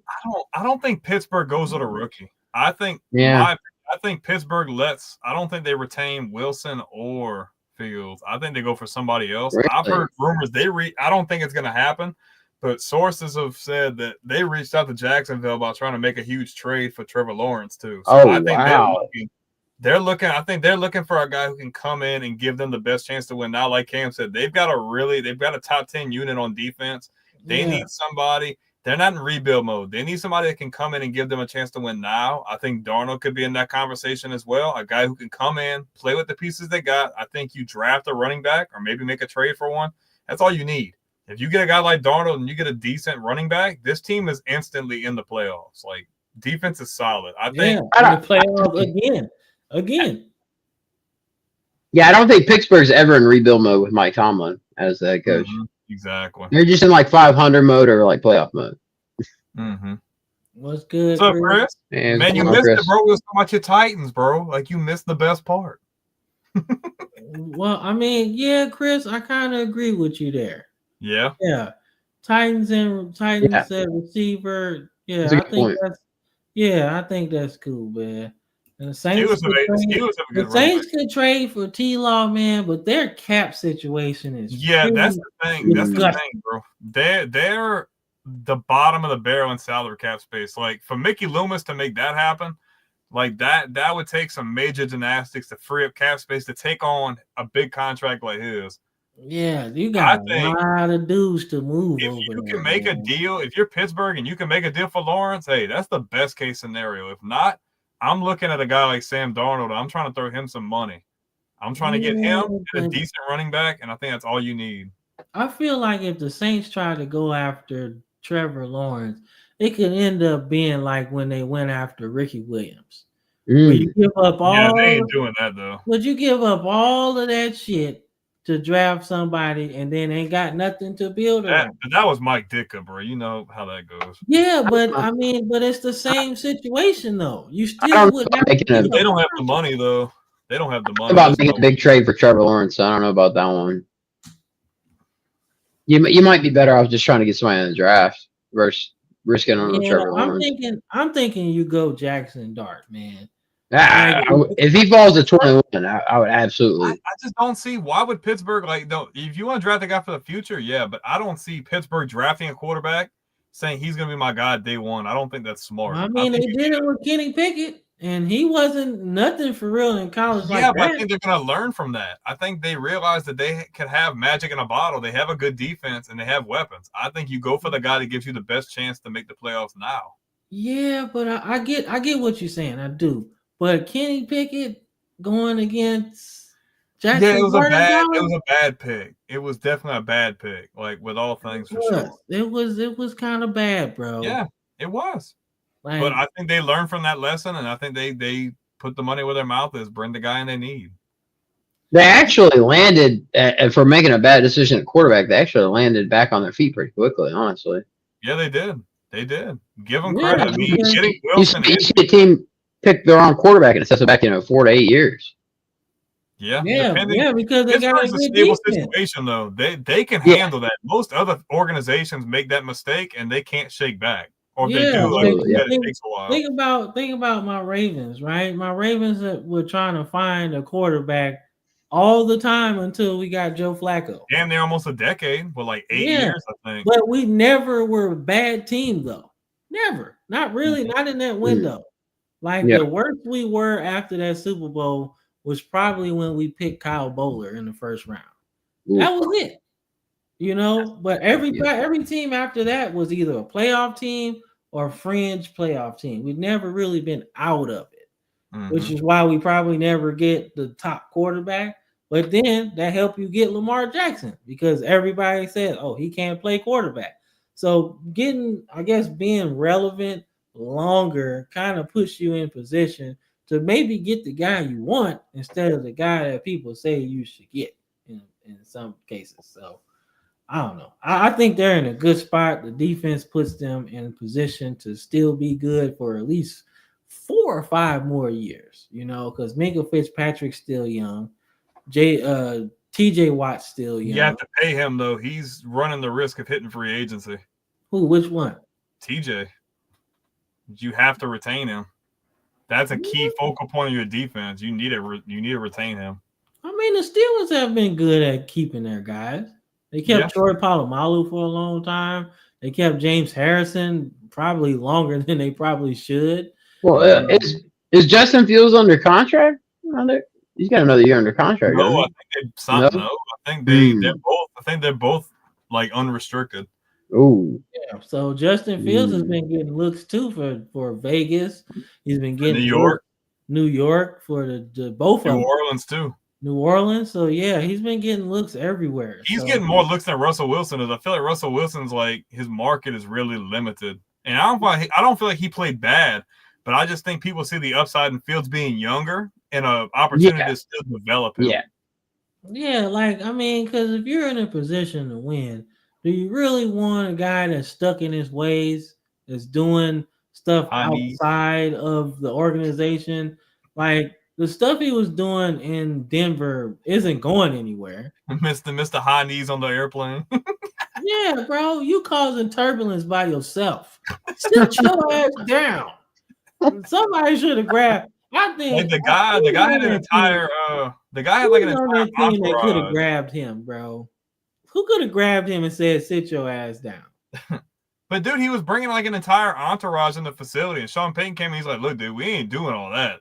Like, we getting you out of here. Like, we ain't doing all this nonsense." Bro. Okay. They had to eat a lot of money too to get rid of him. Yeah, they Oh, did. Yeah, they They did. gave him a big extension. And they gave a lot of draft picks too. Mm-hmm. So And man, they shipped back quick too. Yeah, they did. Like yeah, that they was got cool. rid of some cancers in the locker room, man. Russell was one of them. Then Judy was probably one of them too. So they got rid of some cancers, and now they back. They're a couple pieces away. They like if they can get another piece or two on offense, like another running back and a number one receiver, Denver's in that conversation too. I agree. I feel we got here. When it comes to Kirk, Matthew Peterson point out the Kirk played better at the beginning of the season. Dude, Kirk Cousins was doing Kirk Cousins things, man. He sells you on a dream and then it goes down the drain. And Kirk Cousins is always hurt, isn't he? He is injury prone. I don't know how he got as much guaranteed money as he has. It's crazy. Somebody might end up paying too much, but I don't think Cleveland's getting him. No, I think Cleveland's starting to get a little bit smarter, slowly but surely. That's kind of what I think. I think somebody will overpay for Darnold, and I think Minnesota kind of inflated his stats a little bit. Mm-hmm. Yeah, so he might not be like the 32, 36,000. He might be closer to 3,000. 3,125 touchdowns. So I think the fact that you have those two receivers that are really good kind of, like I said, inflates it a little bit. Mm-hmm.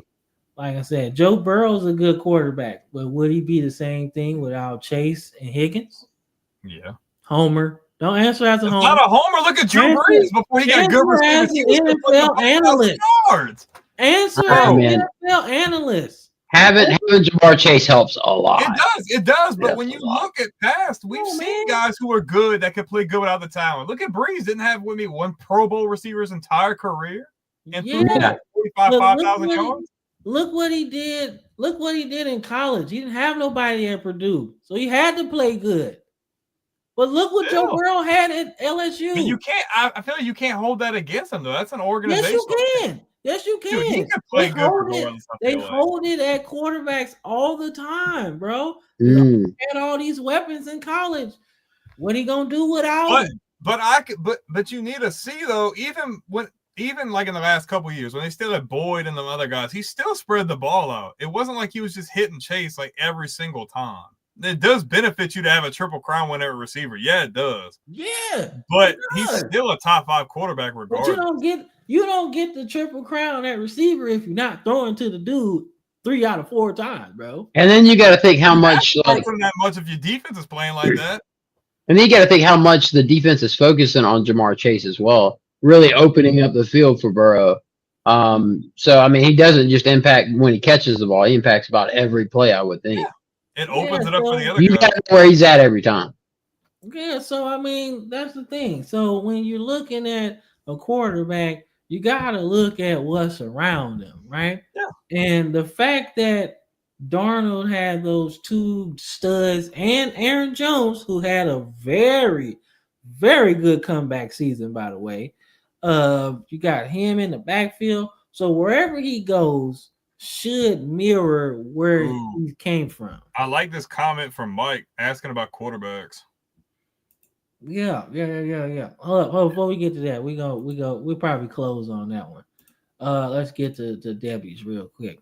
So I don't really know who they hired, but I will say the people that they lost was probably crippling to their Super Bowl thing. So whoever they bring in is gonna have to really steady the drink a little bit. Because Ben Johnson and Aaron Glenn were probably the best coordinators like throughout the season, man. And that's a tough loss going into the next season. So I mean, their defensive, they're upgrading Kelvin. I don't know if you remember Kelvin Shepard that played for LSU and he played in the league for quite a few years. He's been on that defensive staff. They're upgrading him to DC. And the guy Morton, he was an offensive assistant with them in 22, and they're bringing him back. So there is some familiarity and being able to be involved in like what they were building. So I think that definitely does help them moving forward. Well, the good news is they've got Dan Campbell as the head coach, Mm-hmm. and that guy right there. Biting kneecaps. Yeah, I agree, man. I love that guy. Love that guy. Dan Campbell's a dude. Okay. Yeah, absolutely. Whoa. Okay, Chris with the crazy talk, bro. What? Okay, first of all, before we get into this, Cam, I need clarification. Is this his order of best to worst? Because if it is, that's nuts. Best to worst what? Like the best quarterbacks, like top 5. Because he's answering Mike's question of top roll 5. time, baby. You know what it is. Mid-roll, 4th round. Yes. Wow, is 4th round. He ain't number 4. 4th round though. Shouldn't Sanders not even on that? Is that the top 5 I'm seeing? Yeah. Oh, shoot, my bad. Wow. Whoo. Okay, so we might. This is a hot take here.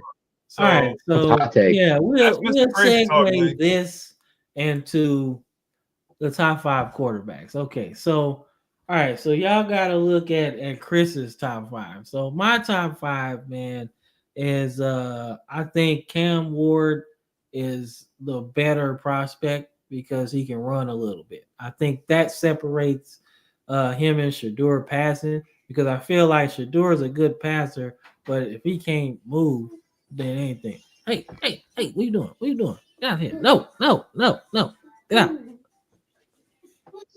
All right, my bad. Sorry about that. He got away. He got out of his fortress. So but I like Cam Ward number 1. I really like Shedeur Sanders as 2. I think Jackson Dart is 3, in my opinion. And then I go Kyle McCord 4. And then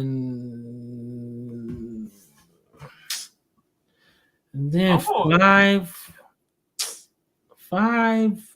You know what?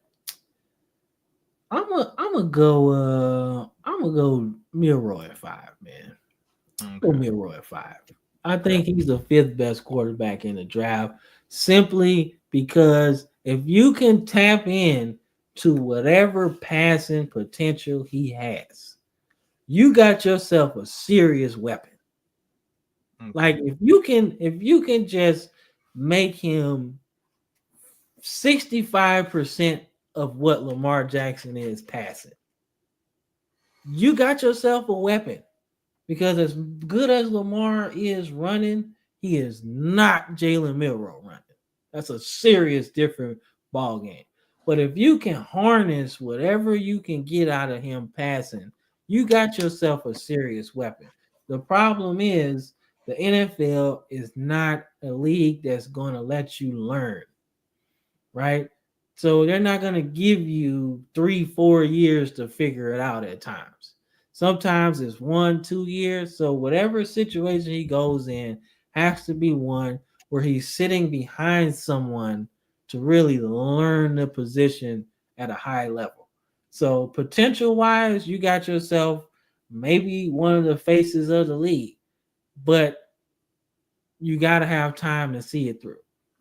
That's why for me, that's what keeps him out of my top 5. I just think there are a lot of issues. You're a hater, bro. We beat LSU all the time. I get it, but that doesn't always translate to the NFL. And I think the NFL is a very high-passing league.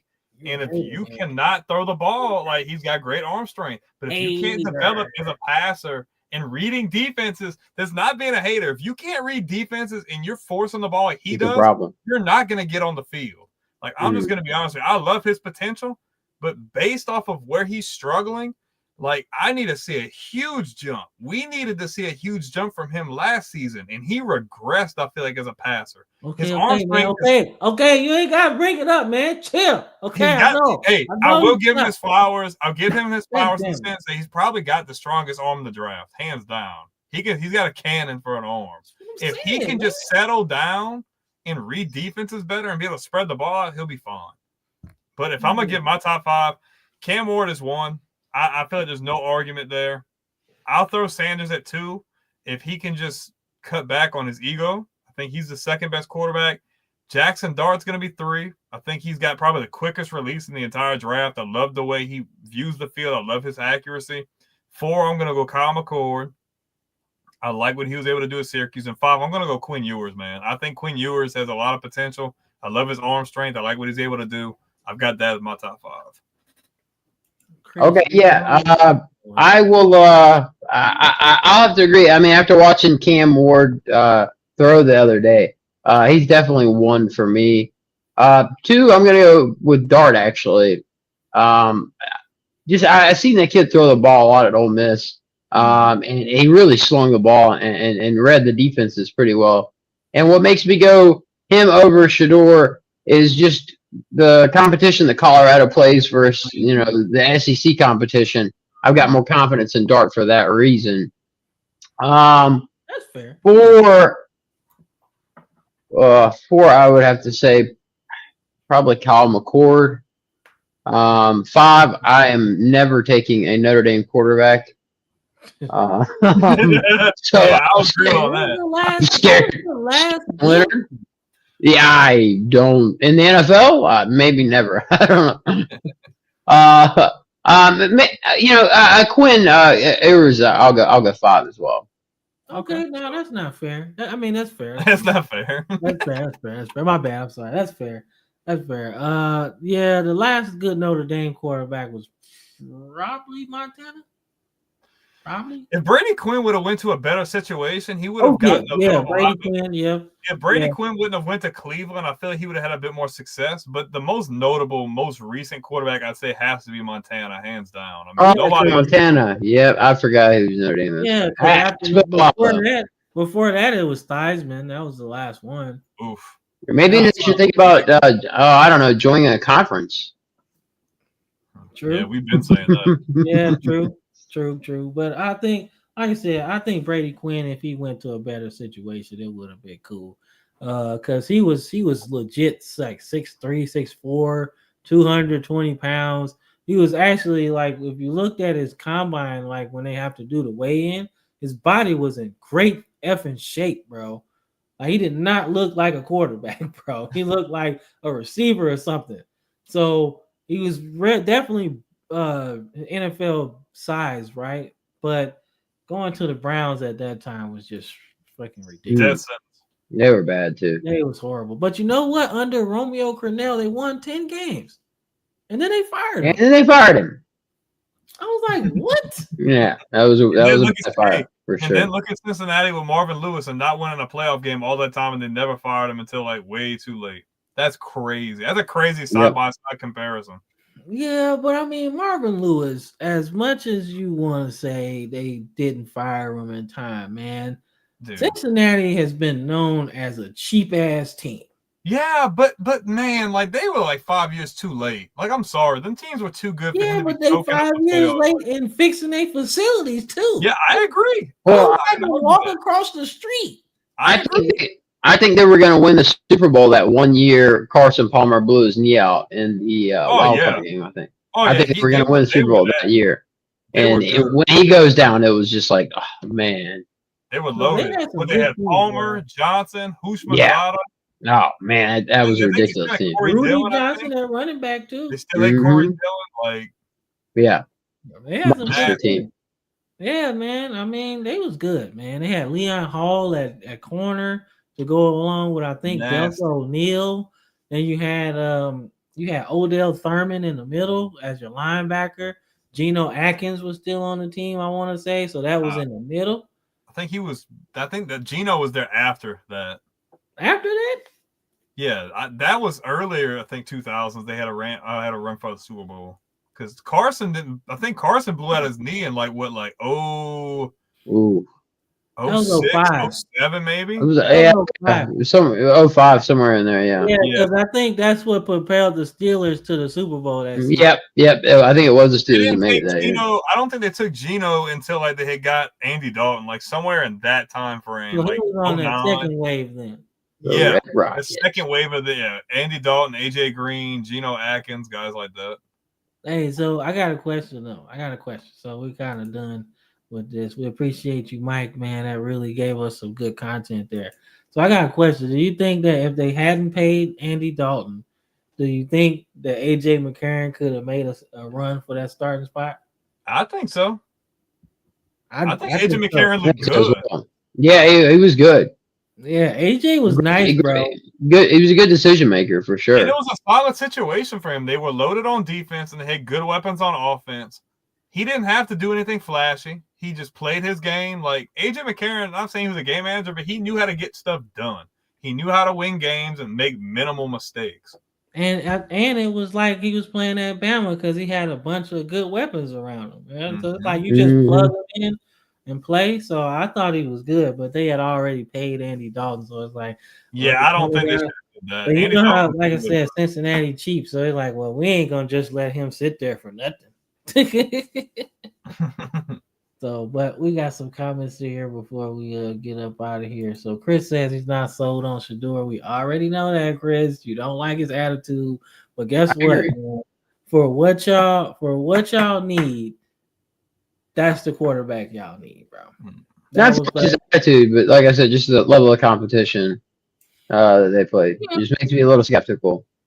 Yeah, and I just think like his attitude might be better in a bigger city than that. Yeah, I mean, look at Cam Ward wanting the grind. You seen the work they were putting in the offseason. Cam always talks about how Ward's like, you not working hard enough. You've seen Ward put in the work over a 3-4 year period. You've seen him develop as a passer to be one of the better passers in the class.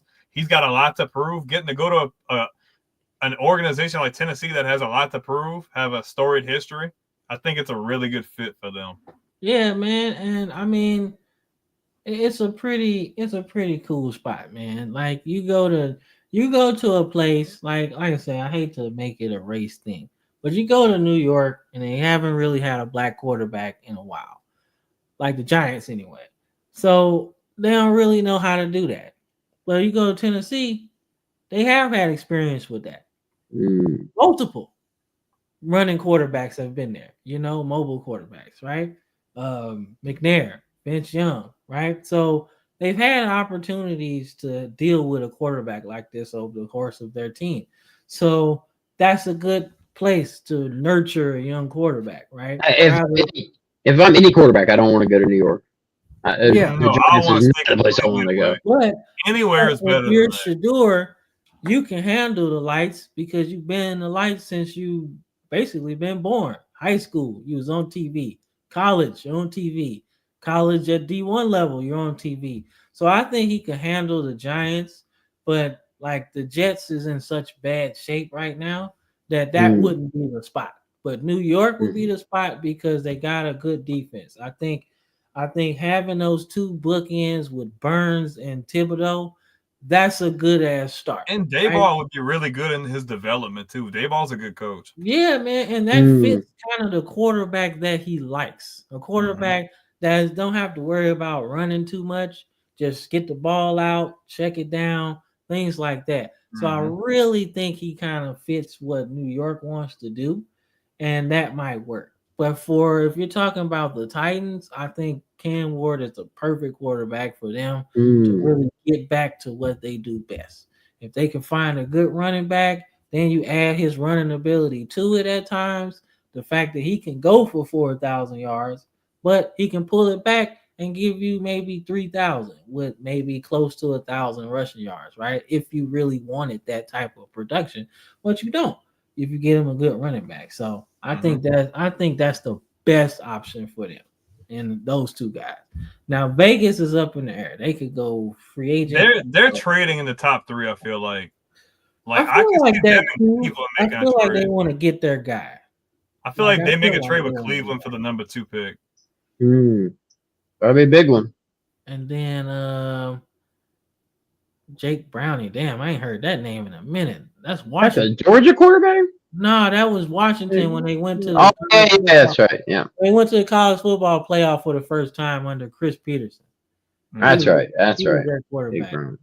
I don't know how much he helps y'all, Chris, but Mike, I don't know. But we'll see. I don't know, but I ain't heard that name in a minute. And then it's saying I mean, nah, that's I don't know about that. nah. I don't know. I don't think so. Ward's got a cannon, man. Yeah, Guy's got an arm, dude. Good decision making too. yeah. You I know, believe in Ward. I've got yeah. faith I in think him. I would think Ward has a better first round grade than Shador does, in my opinion. He's probably the top quarterback. There's no way Ward doesn't go in the first round. There's no way. Oh, he's a lottery pick. He's a lock for top 3. There's no way. Yeah. Yeah. And then he says, I mean, yeah, but he's not first round. Ford made him a lot of money. He'll get in the second round, I feel like. Second or third. Yeah. He made him a lot of money with how he performed at Syracuse, right?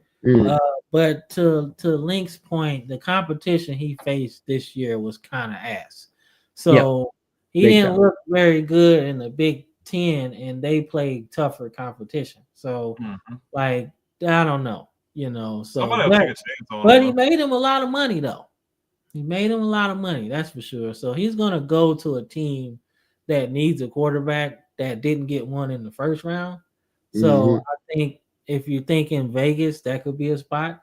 You know, if you're thinking Pittsburgh, they could be a spot if they don't get Jackson Dart. I think Vegas gets a quarterback in the first round. I think they're because last year they were supposed to trade up last year and they couldn't get there. I think this year they're gonna do whatever it takes to get that guy in the first round. I just feel like they got Pete Carroll for a reason. I think they have a really good defense. All you need is a quarterback. And I think McCord's the guy you probably want to draft and have him sit for a little bit. I don't think you want to play him immediately. I think you want to develop him a little bit. Yeah, I agree. Instead of just throwing him to the wolves kind of deal. Well, they've already. And then another thing. I mean, they've had a couple. They had Rick Meyer, who was a bust for Seattle. Then you had Brady Quinn was probably the next one I remember that was really good. And then Jimmy Clausen was ass. Clausen, oh my god, that was the next one. He plays with Riley Leonard. Ian Book. Yeah, but Ian Book was Ian Book was all right. I have no faith in Notre Dame quarterback. Beat it.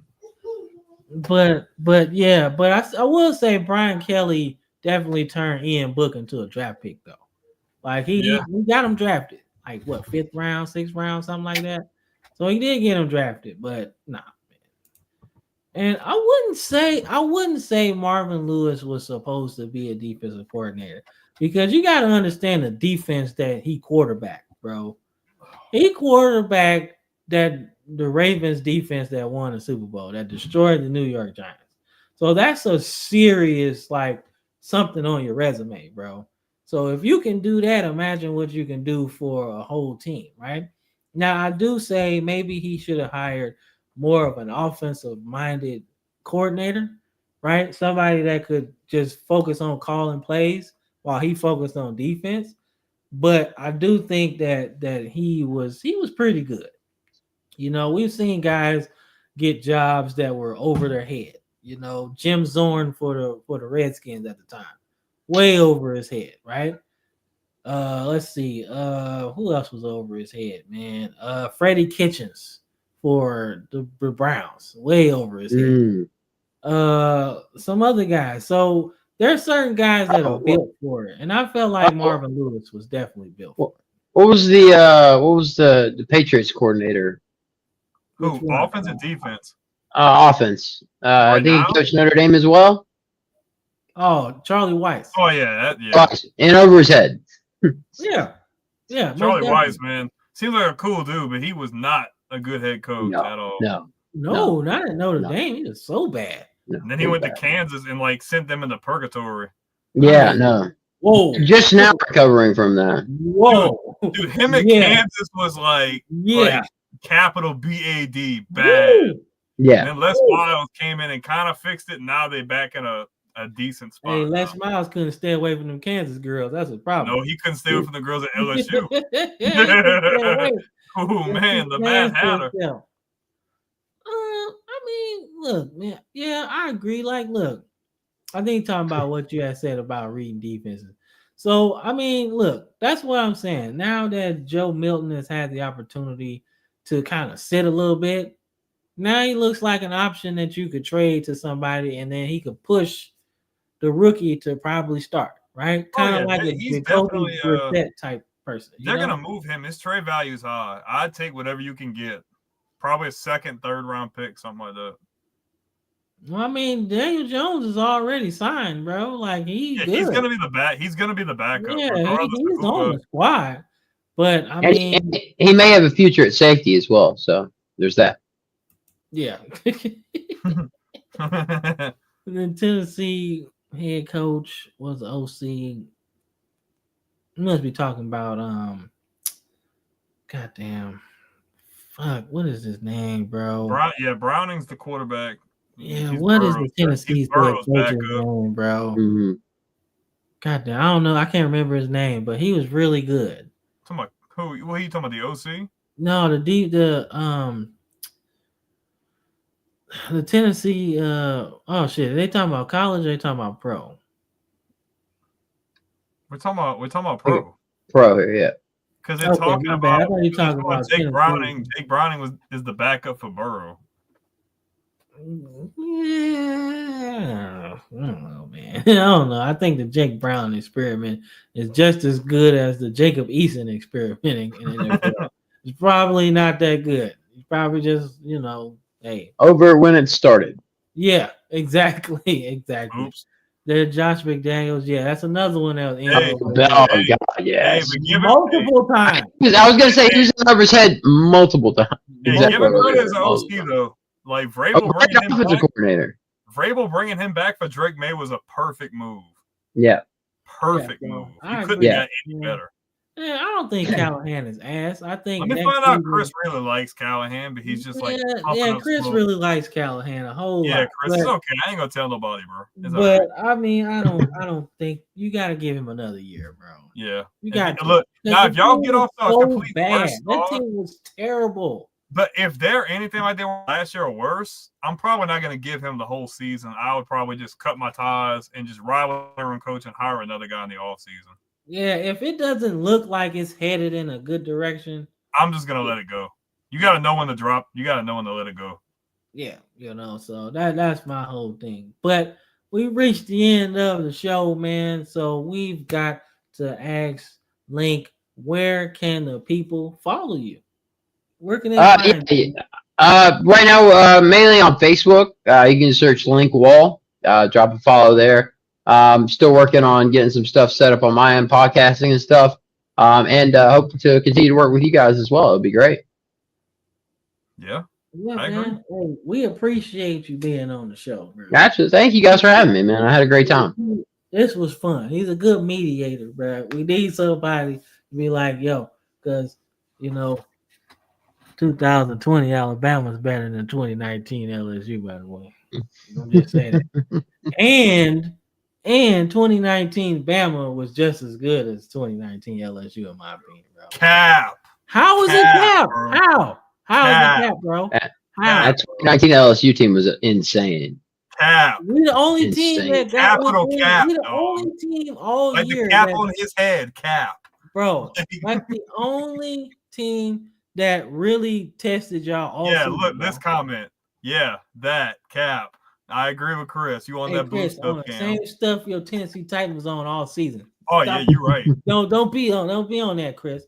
Nah, man. But it was really cool to have you on the show, man. Yeah, thanks again, guys. Yeah, man. Yeah, man, not a problem. Be happy to be back on, man.